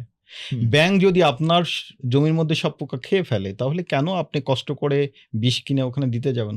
দরকার নেই তো। ফিঙে যদি আপনার জমিতে পোকা খায়, তাহলে তো আপনার বিষ দেওয়ার প্রয়োজন নেই, কষ্ট করার দরকার নেই। পেঁচা যদি আসে, সব ধরনের পোকা অন্ধকারে যারা থাকে তাদেরকে খেয়ে ফেলে, তাহলে তো আপনার বিষ দেওয়ার দরকার নেই। প্রাকৃতিক কৃষি হচ্ছে অন্য প্রাণের সহযোগিতা নিয়ে কৃষিটা করে। এই যে আপনি বললেন নানা ধরনের গাছ ধানের মধ্যে দেয়া, এটা দেওয়ার কারণ হচ্ছে একটা ন্যাচারাল ফরেস্ট ভাবেন, একটা বন যেখানে নানা ধরনের গাছপালা একসাথে থাকে। আপনি যদি ধান করেন, শুধু মনোকালচার হলো, শুধু ধান, কোনো বন কিন্তু মনোকালচার নাই পৃথিবীতে। কোনো বন অন্য থাকতে পারে গাছ, কিন্তু গাছের মধ্যে নানা লতা পাতা গুল্ম নানা কিছু থাকে। আপনি ওই বনের নিয়মটা, যেটা আল্লাহ প্রদত্ত যে নিয়ম, সেই নিয়মটা ধান ক্ষেত, সবজি ক্ষেতের মধ্যে ঘটাবেন, তাহলে প্রকৃতি আপনাকে সেভ করে দেবে। ওই যে ফিঙে যে সারাক্ষণ খাচ্ছে, ও কিন্তু ধুঞ্চা গাছে বসতেছে। ধুঞ্চা গাছটা কি করতে, সারাক্ষণ সে রোদ সূর্যের আলো নিয়ে গাছের পাতায় রান্না করতেছে এবং গ্লুকোজ সে শিকড় দিয়ে ছাড়তেছে চারপাশে। এটি ন্যাচারাল সিস্টেম। আর এই গ্লুকোজ খাওয়ার জন্য যত ধরনের জীবাণু আছে, ব্যাকটেরিয়া আছে, সেটা ওর শিকড়ে এসে বাসা বাঁধে। এবং এমন ব্যাকটেরিয়া আছে যেগুলো বাতাস থেকে নাইট্রোজেন ফিক্সড করতে পারে তার শিকড়ে। ধুঞ্চা গাছ টেনে তুললে ওর ছোট ছোট বলের মতো দানা দানা থাকে, এইটা হচ্ছে যে নাইট্রোজেনের কুণ্ডলী। এইটা ন্যাচারাল ইউরিয়া, ন্যাচারাল ইউরিয়া। তো এই সব কিছু বুঝে যদি আপনি প্রাকৃতিক কৃষি করেন, তাহলে আপনার জন্য কাজটা সহজ হয়ে যাবে। এই জন্যই আমরা 3 দিন বলি যে আপনি 3 দিন থেকেই পুরো জিনিসটা রপ্ত করবেন। আপনি যদি শুধু মনে করেন যে আরে ইউরিয়া দিচ্ছি, ইউরিয়ার বদলে আমি গোবরের সার দিলাম, তাহলে প্রাকৃতিক হইলে হবে না তো। কারণ গত 50 বছর ধরে আপনি এই জমিগুলোতে রাসায়নিক সার, পেস্টিসাইড, নানা কেমিক্যাল দিয়ে মাটিটাকে মেরে ফেলছেন। মাটি অনেক বেশি অ্যাসিডিক। এটিকে আপনাকে ঠিক করতে হবে। এই ঠিক করার সিস্টেম হচ্ছে এইগুলো নানা ধরনের কাজ একসাথে করা। করলে ওই জমিটা আগের মতো ফিরে আসবে।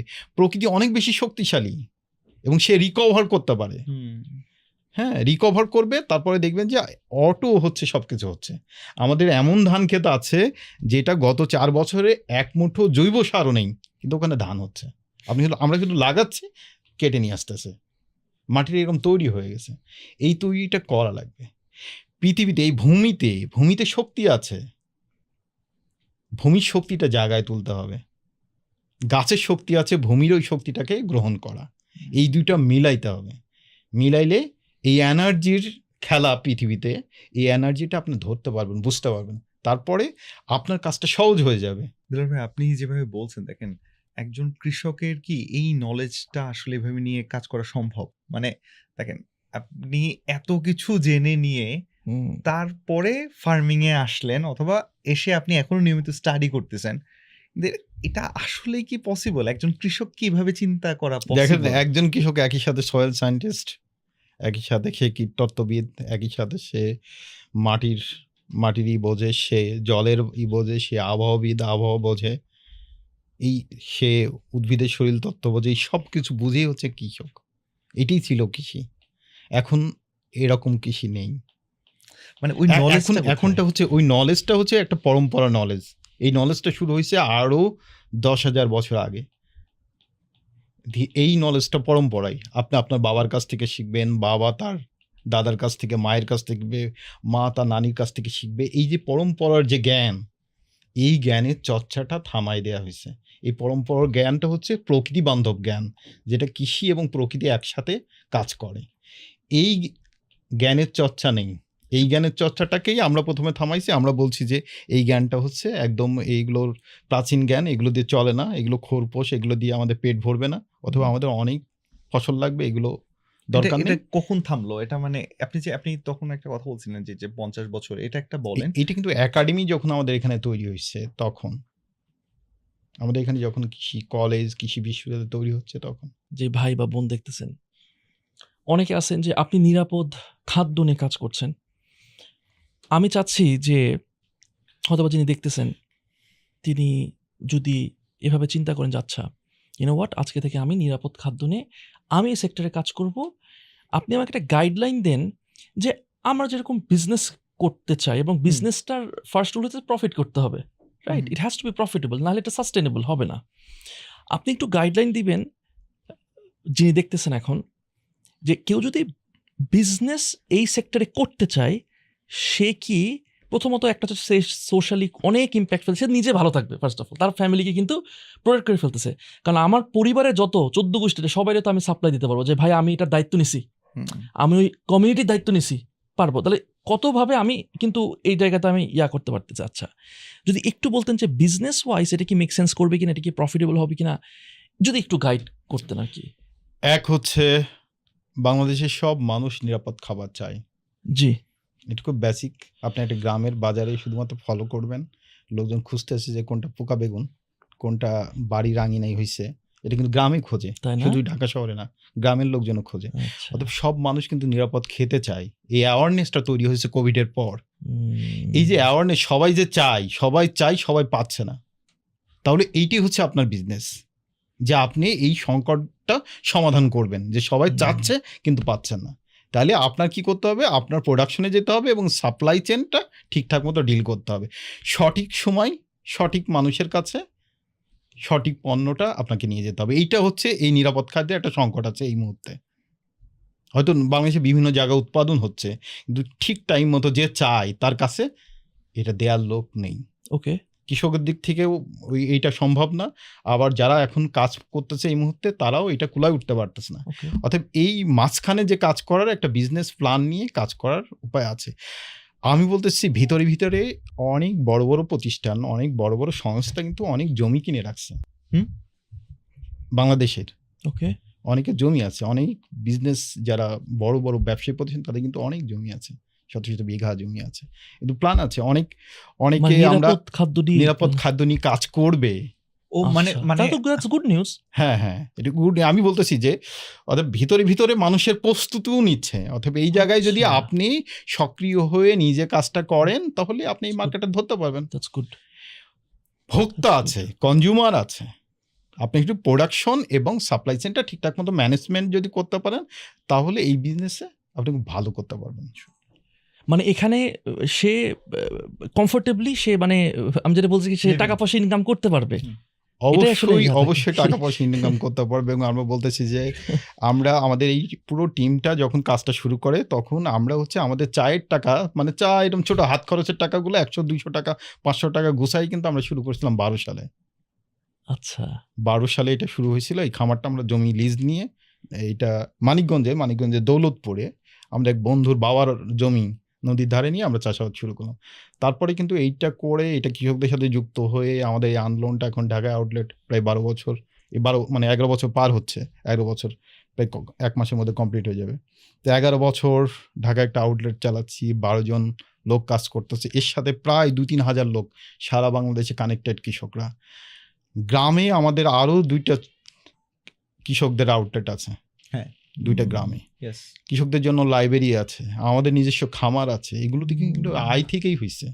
কেউ তো এটা আমাদের দেয় নাই, ইনভেস্ট হয়তো করেনি। ইনভেস্ট করে। মানে প্রচুর পরিমাণ আমাদের করতে হয়, ব্যয় করতে হয় কৃষকদের Of ট্রেনিং course. করানো, এটা করানো। হুম, যেহেতু এটা প্রাকৃতিক কৃষি কোনো এনজিও না, আমরা কোনো জায়গাতে ডোনেশন নিয়ে আমরা করি না, না, আমাদের না। আয় থেকে করি। হুম। আমরা আয় থেকে করি এই জন্যই যে এটা করে চলা সম্ভব, এটা করে এটা বিজনেস করে এটা যে চলা সম্ভব, এটা আমরা প্রমাণ। এটা That's মডেল তো আমাদের আছেই। fantastic. আপনি এই মডেলটা দেখেন, এই মডেল পুরো জায়গায় কোন কোন Fantastic. জায়গায় আরো করলে আপনি ভালো করতে পারবেন, দেখে আপনি নামেন ব্যবসায়ী, Fantastic. সম্ভাবনা আছে। এবং আমাদের বাইরেও আরো যখন এখন এই মুহূর্তে আছে হচ্ছে রাজবাড়িতে আছে হালাল মাঠ নামে আমাদের আর ছোট ভাই কাজ করে, টাঙ্গাইলে ধনবাড়িতে আছে, এরকম ছোট ছোট নানা জায়গায়, পাবনায় আছে, এরকম ছোট ছোট নানা জায়গায় কাজ হচ্ছে। অত সম্ভাবনা আছে, কিন্তু আপনাকে ডেসপারেট হতে হবে যে আপনি এটা করবেন। আপনি যদি প্রথমেই লাভ ক্ষতির হিসেব করেন, তাহলে খুব মুশকিল হয়ে যাবে। না, লাভ ক্ষতি হ্যাঁ ওভাবে করলে হয়তো বা পারপাসটাই রং হয়ে যায় তখন। Of মানে course. শুধু টাকা হিসাব করলে আসলে হবে না। এখানে হুম। হোলিস্টিক যে পাওনাটা, যে Of course. আমি আমি তো আমার পরিবারকে ভালো রাখি, পরিবার ভালো থাকবে, হ্যাঁ, আলহামদুলিল্লাহ। সেটা তো তোর করা উচিত। ভাই, না লিটারালি ভাই, আমি কেন ভাইয়াদের সাথে যুক্ত হতে চাচ্ছিলাম, দেয়ার ইজ এ রিজন। আমি তো ফার্স্ট কাস্টমার চা। আলহামদুলিল্লাহ। আমি ভাই একটা জায়গায় মনে করি যে মানে আমি এক্স্যাক্টলি কৃষিতে অনেক আগে থেকে আমার স্বপ্ন ভাইয়া। আমি আমার ইঞ্জিনিয়ারিং পড়েছিলাম, তখনও আমার স্বপ্ন এটা ছিল যে আমি ইঞ্জিনিয়ারিং পড়বো সো দ্যাট আমি এগ্রিকালচারে কিছু করতে পারি। হ্যাঁ, এটা ঠিক। ভার্সিটি যাওয়ার পর আস্তে আস্তে চিন্তা ভাবনা হয়তো বা ডিফারেন্ট হয়ে যাওয়া শুরু হয়। ক্লাস 8 থেকেই ছিল যে আমি একসময় এমন কিছু করব যেন কৃষকদের উপকার হয়। তখন তো মাথায় এত কিছু আসে নাই। যখন কন্টেন্ট নিয়ে কাজ শুরু করি, যে 2 সেন্স হয়, নিজের একটা চ্যানেল শুরু করি, সেখানেও ভাইয়া এগ্রিকালচারাল জিনিসই আমাকে খালি টানে। খুব ভালো করছিল। আমাকে যদি ও বলে যে আমাকে যদি বলে ভাই এটা নিয়ে ভিডিও বানাইতে হবে আর অথবা কৃষি নিয়ে কিছু করতে হবে, আমার কৃষির দিকে চলে যাব আমি। There is a reason. এখন এইটা আমি বুঝতেছিলাম অনেক আগে থেকে যে আমি যদি ওয়েট করি একদিন আমার অনেক জমি হবে, তারপর এটা করব, তাহলে হবে না। রাদার আমি যেটা দিয়ে যখন যতটুকু পারি সেটা শুরু করি। তারপরে যতটুকু আমি একটা আছে। ভিডিও বানানো দিয়ে তো অ্যাটলিস্ট শুরু করতে পারি। হুম। অ্যাটলিস্ট যেই মানুষটা করতেছে তার উপকার হোক। হ্যাঁ, হ্যাঁ, অবশ্যই সেটা। সো এখন আমি এটা মনে করি যে হ্যাঁ, আল্লাহ চায় খুব শীঘ্রই বা সামনে কোনো না কোনোভাবে, কোনো না কোনো ফর্মে এমন হতে পারে যে আপনাদের ব্র্যান্ডিং করা দিয়ে, এমন হতে পারে কোনো একজন কৃষক ভালো করতেছেন, তার ইনফরমেশন আরেকজনের কাছে পৌঁছে দিয়ে, অথবা নিজেই কিনে, কোনো না কোনোভাবে আই পার্সোনালি, তুই, আমরা সবাই মিলে ইনশাল্লাহ থাকবো ভাইয়া। হ্যাঁ, আপনাদের ধরেন যারা একদমই কিছু করতে পারবে না, কোনোভাবেই সম্ভব না, তারা যদি নিরাপদ খাদ্য যারা উৎপাদন করে তাদের কাছ থেকে যদি কেনেও, তাহলে এটা কিন্তু প্রমোট হয়। আপনি যদি বাজার থেকে এই রাসায়নিক সার বিষ দেওয়া জিনিসটা কেনেন, তাহলে আপনি বিষটাকে প্রমোট করতেছেন, এবং এই বিষ যত প্রাণ হত্যা করতেছে সেগুলো দায় কিন্তু আপনার, তাই না? সেটা আমরা বলতেছি যে আপনি নিরাপদ খাবারটা যদি কেনেন, তাহলে 1000টা প্রাণ আপনি বাঁচালেন। তো সেটার মধ্য দিয়েও আপনি এই আন্দোলনের সাথে যুক্ত হতে পারেন। ভাই, আপনি লাস্ট বাস্তবতা। কবে ডাক্তার দেখাইছেন বলেন তো? আমি ওই সময় যে যখন আমি অসুস্থ ছিলাম, এক জোর বছর করে আগে? ধরে নিয়ে আসছিল ডাক্তারের কাছে। আমি শেষ কারণ আমি একটা জঙ্গলে কাজ করতেছিলাম, হ্যাঁ। ইয়েতে এই কাপাসিয়ায়। ওই জঙ্গলে যেহেতু আমি বাইরের খাবার খাচ্ছিলাম, রোগ প্রতিরোধ ক্ষমতা কম ছিল। মশার কামড়ে, রিয়েলি? হ্যাঁ, মশার কামড়ে আমার ডেঙ্গু হয়ে গেছিল। মানে আমরা এখন বাংলাদেশের বিভিন্ন জায়গায় খাদ্য বন করে দিই, ফুড ফরেস্ট। যে আপনি ধরেন আপনার জমি আছে গ্রামে 10 বিঘা, আপনি ওখানে হুম, কিছুই করতে পারেন না, আপনি থাকেন ঢাকায়। হুম, আবার হুম। নিবিড় কোনো চাষাবাদও আপনি করতে পারবেন না। আচ্ছা। তাহলে ওই জমিটাকে আমরা এমনভাবে ডিজাইন করে গাছ লাগাই দিব যেন আপনাকে কখনো সার বীজ দিতে হবে না, ওখানে সারা বছর ফল ফুল এগুলোতে ভরা ভাইয়া থাকবে। সেটা এইটা আমরা করি, এরকম বাংলাদেশের বিভিন্ন প্রান্তে আমরা করতেছি। এর বাইরে আমরা কোথাও কোথাও একেবারেই জঙ্গল বানানো, যে খুব ঘন অরণ্য তৈরি করা। এটা চট্টগ্রামে মিরসরাই সোনা পাহাড় নামে একটা প্রকল্পে আমরা করে আসছি। এটা মিওকি ফরেস্ট নামে একটা বন করে দিয়ে আসছে ওখানে। এটা ছোট বন, কিন্তু ওইটা একেবারেই নিবিড় ঘন অরণ্যের মতো। আপনার কেমন লাগে যখন মানে কেউ আপনাকে বলে যে ভাই আমি এরকম বন বানাতে চাই, মানে আপনার তখন কি ওই ফিলিংটা আমরা আসে? কিন্তু ধরেন বন বানানো, এই যে আমাদের আগস্টের দ্বিতীয় সপ্তাহ মানে দ্বিতীয় শুক্রবারে একদিনে ওয়ার্কশপ আছে বন কি করে, মানে বন সৃজন আপনি হ্যাঁ। বানাবেন কি করে বন, খুব সহজ সহজ নানা উপায়। বাংলাদেশের কৃষকদের বাড়িতে যে বন সেরকম সেই মডেলটা কেমন হবে, আপনি কোনো কিছু না করে কিভাবে বন বানাবেন, অন্য প্রাণী কিভাবে আপনার জমিটাতে বন বানাবে, এরকম নানা বিষয় নিয়ে আমরা ওই দিন ওই দিনে আলোচনা করবো এবং এই বনের ডিজাইনগুলো আমরা রাজশাহীতে। আমরা কিন্তু দেখাবো। আমাদের বাসার সামনে অনেক এরকম, মানে আমাদের বাসার সামনে অনেক গ্রিনারি। তো আমি চিন্তা করতেছিলাম যে আরে ভাইকে করতে হবে এখানে। Yes. কি হবে আরেকটা সুন্দর জিনিস করে। ভাই, আমি একটা ইনফরমেশন পেয়েছিলাম। এটা হচ্ছে ওর রাজশাহীর কথা বললো দেখে। দেখেন রাজশাহীতে যেই আমের চাষ শুরু হয়ে গেল, সবাই কি করলো? সবকিছু বাদ দিয়ে খালি আম গাছ, আম গাছ, আম গাছ করতে, করতে, করতে আমি পরবর্তীতে আম আমাদের কি জাহিদ ভাইয়ের ওখানে গেলাম নওগাঁতে। সাপাহার পাশ দিয়ে নওগাঁতে গেলাম। উনি আমাকে বলতেছে যে এখন রাজশাহীর ওই জায়গাগুলোর চেয়ে এই জায়গার আম ভালো। হ্যাঁ, বললাম তাই? এটা কিভাবে সম্ভব? এই জায়গায় না ওই জায়গায় না আম ভালো হওয়ার কথা। বলে কি একটা মাটিতে একই টাইপের ফসল যখন হতেই ও থাকে, সাপাহারের কথা হতেই বলছেন। থাকে, ও তখন কিন্তু আসলেই মাটির ক্যাপাসিটিটা কমতে থাকবে। রাদার পরবর্তীতে নওগাঁর দিকে এখন ভালো হচ্ছে, অমুক জায়গায় ভালো হবে। তবে এই যে আপনি বলেন যে মাটি যে আবার রিকভার করার জন্য ওর আসলে অরণ্যের আদলে, বনের আদলে থাকা দরকার সো দ্যাট নিজেকে রিকভার না করতে পারে। মাটি কিন্তু জীবন্ত সত্তা, মাটি কিন্তু লাইফ, মাটি মৃত না, মাটি জীবন্ত সত্তা, সে জীবন্ত সত্তার মতো আচরণ করে। ওকে। অথবা এই যে আপনি যে করতেছেন, বাগান করতেছেন এবং সেই বাগানে ফলের বাগান যদি করে, হ্যাঁ। বিঘার পর বিঘা যদি আম বাগান করেন, সেটা নেচারের জন্য ক্ষতিকর, নেচারের এগেনস্টে যাচ্ছে। সেই কারণেই আমে এত পরিমাণ বীজ দিতে হয়। আম তো এখন খুব বিষাক্ত এই কারণেই। কিন্তু আমরা যে বনগুলো বানাচ্ছি সেইগুলোর মধ্যে নানা ধরনের গাছ একসাথে থাকে, বনে যেভাবে Variety. নানা ধরনের গাছ একসাথে থাকে, ও এর মধ্য দিয়ে আপনি ওখানকার আমের টেস্টও ভালো পাবেন, অন্যান্য পোকামাকড় কোনো কিছু লাগবে না এবং কোনো সার দেওয়া লাগবে না, এমনভাবে এটাকে ডিজাইন করা হয়। এটা একটা ন্যাচারাল বন, মানে ফরেস্ট। এই ফরেস্টটা কিভাবে সার্ভাইভ করে বছরের বছর, যুগের পর যুগ, সেইটা মেনে আপনার জন্য আমরা ওরকম করে দিব। তো এইটা হয় নাই বাংলাদেশে। আমরা আমরা আমরা হয়েছে কি, আমরা প্রকৃতির দিকে না তাকাই, আমাদের মনে কি চাই সেটা অ্যাপ্লাই করছি। হ্যাঁ, ট্রু। এইটা হচ্ছে ভুল। Knowledge gap. হ্যাঁ, এইটা একটা ভুল। আমি হয়তো দেখলাম যে একটা কোথাও একটা টেলিভিশন বা কোনো যে একটা প্রতিবেদন দেখলাম, ওই প্রতিবেদনের মতো করে আমি আমার মতো আমার যা পছন্দ সেটা দেখেন। মাটি কি চাচ্ছে, ওখানকার প্রাণীরা কারা, ওখানকার উদ্ভিদ কারা, এগুলো সব বিবেচনা করে আপনাকে সেইভাবে ওখানকার লাগাতে হবে। ফসল, ওখানকার চাষমান, ডিজাইন সব করতে হবে। ভাইয়া আমার একটা জায়গায় একটা কনসার্ন, সেটা হচ্ছে যে আমাদের ধীরে, ধীরে কি আবাদি জমি কমে যাচ্ছে কিনা? এর কারণ হচ্ছে আমাদের তো পপুলেশন বাড়ছে। তাহলে মানুষজন আরো বেশি আমরা শহর এক্সপ্যান্ড হচ্ছে, আবাদি জমি কমতেছে। কৃষির তাহলে ভবিষ্যৎটা কি? কোন দিকে কৃষি যাচ্ছে? আমরা তো কৃষি কাইন্ড অফ কৃষি নির্ভর। আমাদের নিজেদেরই কৃষি করতে হচ্ছে। তাহলে কি ভবিষ্যতে এটা কি কনসার্ন হবে কিনা? এটা কি ভয় পাওয়ার কোনো কারণ নাকি? যে যদি এটা আস্তে, আস্তে কমে যায় তাহলে তো এটা অফকোর্স ফুড স্কেরসিটি হবে, তখন তো এটা সমস্যা। মানে আমি একটু আপনার কাছে জানতে চাচ্ছি কি ভাই, আমরা কোন দিকে কোন যাচ্ছি? দিকে যাচ্ছি ভাই? কৃষিতে কিন্তু একটা প্রধান সমস্যা যেটা আপনি বললেন, জমি কমে যাওয়া। জি, জি, জি, কৃষিভূমি জি। অন্য জায়গায় চলে যাচ্ছে। জি, জি। তা আমাদের হচ্ছে যে কৃষিভূমিটা কৃষি থাকতে হবে। আপনি কৃষিভূমিতে কারখানাও করতে পারবেন না, বাড়িও করতে পারবেন না। হ্যাঁ, কিন্তু ঘটনা হচ্ছে যে আমরা যখন এটা নিয়ে কথা বলি তখনই গ্রামীণ বাড়ির দিকে আঙুল তোলে সবাই।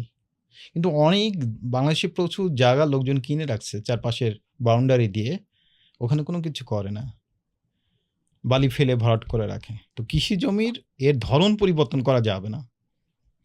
আপনি কৃষি জমিতে কৃষিটাই করবেন, যদি সেইটা করা যায় তাহলে এটা রক্ষা। আরেকটা হচ্ছে যে আপনি কৃষি জমিটা দূষিত করতে পারবেন না। এক হচ্ছে যে জমি অধিগ্রহণ হচ্ছে, অন্য ইয়ে চলে যাচ্ছে, আবাসন প্রকল্প হবে, আবাসন রিসোর্ট হবে, হচ্ছে, ফ্যাক্টরি নাগরায়ণ হবে। ঘটতেছে, ফ্যাক্টরি হচ্ছে, এগুলো থামাতে তো হবেই। আরেকটা ভয়াবহ হচ্ছে দূষণটা থামাতে হবে। কিরকম ভাইয়া? ধরেন আপনি একটা গ্রামের পাশে একটা কারখানা খুললেন, হুম। তারপরে ওই কারখানা থেকে যে বর্জ্য ওইটা গ্রামের সমস্ত খাল নদী এগুলো দূষিত নষ্ট করলো, করতেছে। এবং যখন একটু বর্ষা হচ্ছে তখন ধান ক্ষেতগুলো ওই পলিউশনটা এসে নষ্ট করে দিচ্ছে। এটা কিন্তু আরো বেশি ক্ষতিকর। এবং গ্রামে যে বাড়ি হবে, যদি বাড়ি হয় তাহলে বাড়িগুলো কিভাবে হবে? কখনো কখনো কৃষি জমি থেকে বাড়ি কিন্তু অনেক বেশি প্রোডাক্টিভ, কিন্তু বাড়িটা কেমন হবে? বাড়িটা হতে হবে অনেক বেশি ন্যাচারাল। আপনি যে এই দোতলা বিল্ডিং করলেন, তিনতলা বিল্ডিং করলেন, এটা করতে পারবেন না। কিরকম তাহলে? আপনি এমনভাবে বাড়ি করবেন যে ওই বাড়িটা ডিস্ট্রয় হয়ে গেলে পরে ওইটা আবার ভূমি উর্বর হবে, যেটা আমাদের খামার। ভাইয়া একটু ওখানে আমাদের খামারের সব কিছু বাঁশ দিয়ে তৈরি, সমস্ত ঘরগুলো বাঁশের তৈরি। ওকে। কখনো যদি ওই বাঁশগুলো পচে যায়, নষ্ট হয়ে যায়, তাহলে ভূমি আরো উর্বর হবে পড়ে গেলে পৃথিবীতে। কিন্তু ওই জায়গাটায় নানা ধরনের রাবিশ জমা হবে না। আপনি চাইলে ওইটা 1 মাসের মধ্যে ওইটা আবার কৃষি জমিতে রূপান্তর করতে পারবেন। এবং ওই বাড়ি অনেক বেশি প্রোডাক্টিভ, কারণ ওই বাড়িতে ওই বাড়িটা হাঁস থাকতে পারে, মুরগি থাকতে পারে, গরুর গোয়াল আছে, কবুতরের থাকার ব্যবস্থা আছে, অন্যান্য পোকামাকড়ের থাকার ব্যবস্থা আছে, সাপের জন্য আলাদা ঝোপ আছে, এই যে নানা কিছু। এবং চালে এখন চাল কুমড়া ঝুলতেছে, ধুন্দোল গাছে উঠে গেছে, আলুর গাছ সারা গাছ বেয়ে উঠে আছে। এই যে নানা ধরনের খাদ্য উৎপাদন হচ্ছে একটা বাড়িতে, এটি কিন্তু অনেক বেশি প্রোডাক্টিভ। এই জায়গাতে যেতে হবে। কিন্তু গ্রামের বাড়ি এখন যেটা হচ্ছে একতলা দোতলা বিল্ডিং, ওখানে কোনো মুরগি পালা যাবে না, একটু ধান রাখা যাবে না, গরু রাখা যাবে না। এই ধরনের আনপ্রোডাক্টিভ বাড়ি যেন গ্রামে না হয়, এবং গ্রামের কৃষি জমি যেন অন্য কাজে ব্যয় না হয়, কৃষি জমি যেন দূষিত না হয়। নাফিস, আমি যখন ভাইয়াদের ওখানে গিয়েছিলাম প্রাণ বৈচিত্র্য খামারে, আমি তো ইনভাইট করব, প্লিজ একটু ঘুরে আসুন ভাইয়াদের ওখানে প্রাণ বৈচিত্র্য খামারে। ইফতেখার ভাইয়া আমাকে দেখাচ্ছিলেন যে আপনাদের, আমি জাস্ট মনে করেন বাড়িটায় ঢুকবো, তার ডান পাশেই হচ্ছে একটা ডোবার মতো আছে। ইফতেখার ভাই আমাকে বলতেছিলেন যে এই ডোবাটা ভরাট করার কথা মনে হয় কেউ বলেছিল। হ্যাঁ, তখন বলছে না, যেটা যেমন আছে এরকমই থাকবে, যে ডোবা ভরাট করে ফেলি, সুন্দর করে একটু দেখতে একটা সিনিক বিউটি হবে, খুব সুন্দর। না, না, ডোবাটা ভরলে কি অসুবিধা হতো আমি সেটা বলি, তারপরে আপনি Please. আবার কন্টিনিউ করবেন। ডোবাটা ভরলে ব্যাং এবং যে সাপগুলো পানিতে থাকে ওদের জায়গাটা আমি নষ্ট করব। তারপরে অন্যান্য পোকামাকড় যেগুলো নিচু জায়গাতে থাকতে পছন্দ করে, যে উদ্ভিদগুলো নিচু জায়গা, কচু জাতীয় যেগুলো নিচু থাকতে পছন্দ করে, ওদের জায়গাটা আমি নষ্ট করলাম, তাহলে একটা বায়োডাইভার্সিটি নষ্ট। নষ্ট হলো। 2 হচ্ছে যে এদের কিন্তু লাগবে আমার কৃষি খেতে, এই যে ব্যাংকটা আমার কৃষি ক্ষেতের লাগবে, কারণ ও পোকামাকড় খেয়ে আমার সহায়তা করবে, True. তাই না? এখন ওই ডোবাটাতে এই যে বর্ষায় আজকে ভোরে খুব বৃষ্টি হয়েছে, ওখানে আমি দেখলাম পানি জমছে। ওই পানিটা যদি আমি ওখানে পুরোটা ভরাট করতাম, ওখানে পানি জমতো না, পানি অন্য জায়গায় চলে যেত। কারণ ওই পানিটা নিচেই আমার আন্ডারগ্রাউন্ড যে ওয়াটার, সেইটা রিজার্ভ হিসাবে কাজ করবে। True. তাহলে এত কিছু ওই ডোবাটা ম্যানেজ করে, অথবা আমি কেন ওইটা বন্ধ করতে যাবো? আর আমাদের চোখে তো এই একটা ডোবা হয়ে আছে, এটা একটু ভরাট গ্রামে যে করো, মানুষ এটাই করে। এটা ভরাট করো। ভাই, আপনি যখন ডোবা বললেন, তো আমি ২ টা জায়গায় একটু আটকাই গেছি। মানে আমার বুক ধড়ফড় করা শুরু করেছে। আপনি বলছেন সাপের জন্য জায়গা রাখতে হবে। আর সাপ শুনলেই তো ভাই ছোট থেকেই ভয় লাগে। আপনি এবার বলতেছেন যে সাপের জন্য জায়গা রাখবে। সাপ তো কামড় দেয়, মানুষ মরে যেতে পারে। সাপ তো খারাপ। সাপ তো খারাপ। তাহলে আপনি আমার তো আচ্ছা, চিন্তা করলে আমার ভয় লাগতেছে। এখন বর্ষাকাল, এইটা হচ্ছে সাপের প্রজনন মৌসুম। এই সময় এভাবে সাপ সাপের ডিম সময় তো প্রজনন ঠেকাই নিয়ে দিতে আমি হবে। টেনশন করবো, হ্যাঁ, আমি এটাই তো। প্রজনন প্রজনন মৌসুম, সাপ ডিম পারবে, আমার বাচ্চা হাত উঠাবে। ভাই ঘামে এই যাচ্ছে সময় ভাই। না, অনেকের মানে ভয়ে কলমটাও সাপ হয়ে যায়, এটা ভয় পাওয়ার কোনো কারণ নেই। আমার কাছে 2 কলম হচ্ছে নাই। যে সাপ যেখানে থাকবে, আপনি যদি এই ধরনের এনভায়রনমেন্টের পরিবেশ ক্রিয়েট করেন, তাহলে সাপকে খাবার হিসাবে খেয়ে কুমায় রাখার প্রাণীরাও থাকবে। আমাদের ওখানে কানাকুয়ো নামে একটা পাখি আছে, চোখ লাল, ইটাও শরীরটাও লাল, আর একটু কালো টাইপের পাখি চলে, যে কোনো বিষাক্ত সাপ, যে কোনো সাপকে মেরে ফেলতে পারে। ওরা সকালবেলা এসে একটা পাহারা দিয়ে চলে যায়, কোথায় কি আছে দেখে যায়। আমাদের সব জায়গায় আসে। সিরিয়াসলি? 2000 অনেকগুলো বেজি আছে, নাও হি ইজ লাভিং ইট। অনেকগুলো বেজি আছে আমাদের এখানে। ওই সাপ অনেকগুলো বেজি এই জঙ্গলে আমাদের বাড়ির ভিতরে চারপাশে। আমি 2 দিন আগে ফেসবুকে দিছি একটা ভিডিও যে কিভাবে এই বেজিগুলো ঘুরতেছে সব জায়গায়। অর্থাৎ ও সাপ কন্ট্রোল করবে। আবার রাত্রিবেলা পেঁচা এসে বসে থাকে, পেঁচা সাপ ধরে। অর্থাৎ এতগুলো কন্ট্রোলের আছে, এর বাইরে আমি সাপকে কিভাবে করি, যে সাপ কোথাও যাবে সেটা আমার খামারের লোকজন কিভাবে বোঝে। আমি অনেক মুরগি পালি, সাপ যদি কোনো এলাকা দিয়ে মুভ করে তাহলে কক কক কক কক কক এরকম করে শব্দ করতে থাকবে, বুঝবেন যে আপনি সাপ যাচ্ছে ওই দিক দিয়ে। ঠিক আছে, হোয়াট? আমার এখানে কুকুর আছে, আবার মাঝে মাঝে বিড়াল আসে, হাঁস আছে, মুরগি আছে, এই যে আরো পাখি আছে, এত কিছু ওরকম করে সাপের পপুলেশন বাড়তে পারবে না। গত বছর একটা এই সাপ মানে বিষধর সাপ, খয়া গোকড়া, ওটাকে দেখি রাতে বেলা আমাদের ক্ষেতের মধ্যে মেরে রেখে চলে গেছে। হয়তো ওইটা বন বিড়াল মারছে, অথবা হইতে পারে যে ওইটা শিয়ালে মেরে ফেলছে, খেক শিয়াল আছে। তাহলে একটা ব্যালেন্স থাকবে। এবং এই এপিসোডের মধ্যে আমি আর বলতে চাচ্ছি যে এই সময় যেহেতু সাপের প্রজনন মৌসুম, সাপগুলো ক্রেজি হয়ে থাকবে, সেই কারণেই সাপ যেখানে যেখানে চলে চেষ্টা করতে হবে সেই সব জায়গায় না যাওয়া। রাতের বেলায় গরমের সময় সাপ যেহেতু গরমে থাকতে পারে না, ওরা রাস্তা বা এই ধরনের জায়গায় আসতে পারে।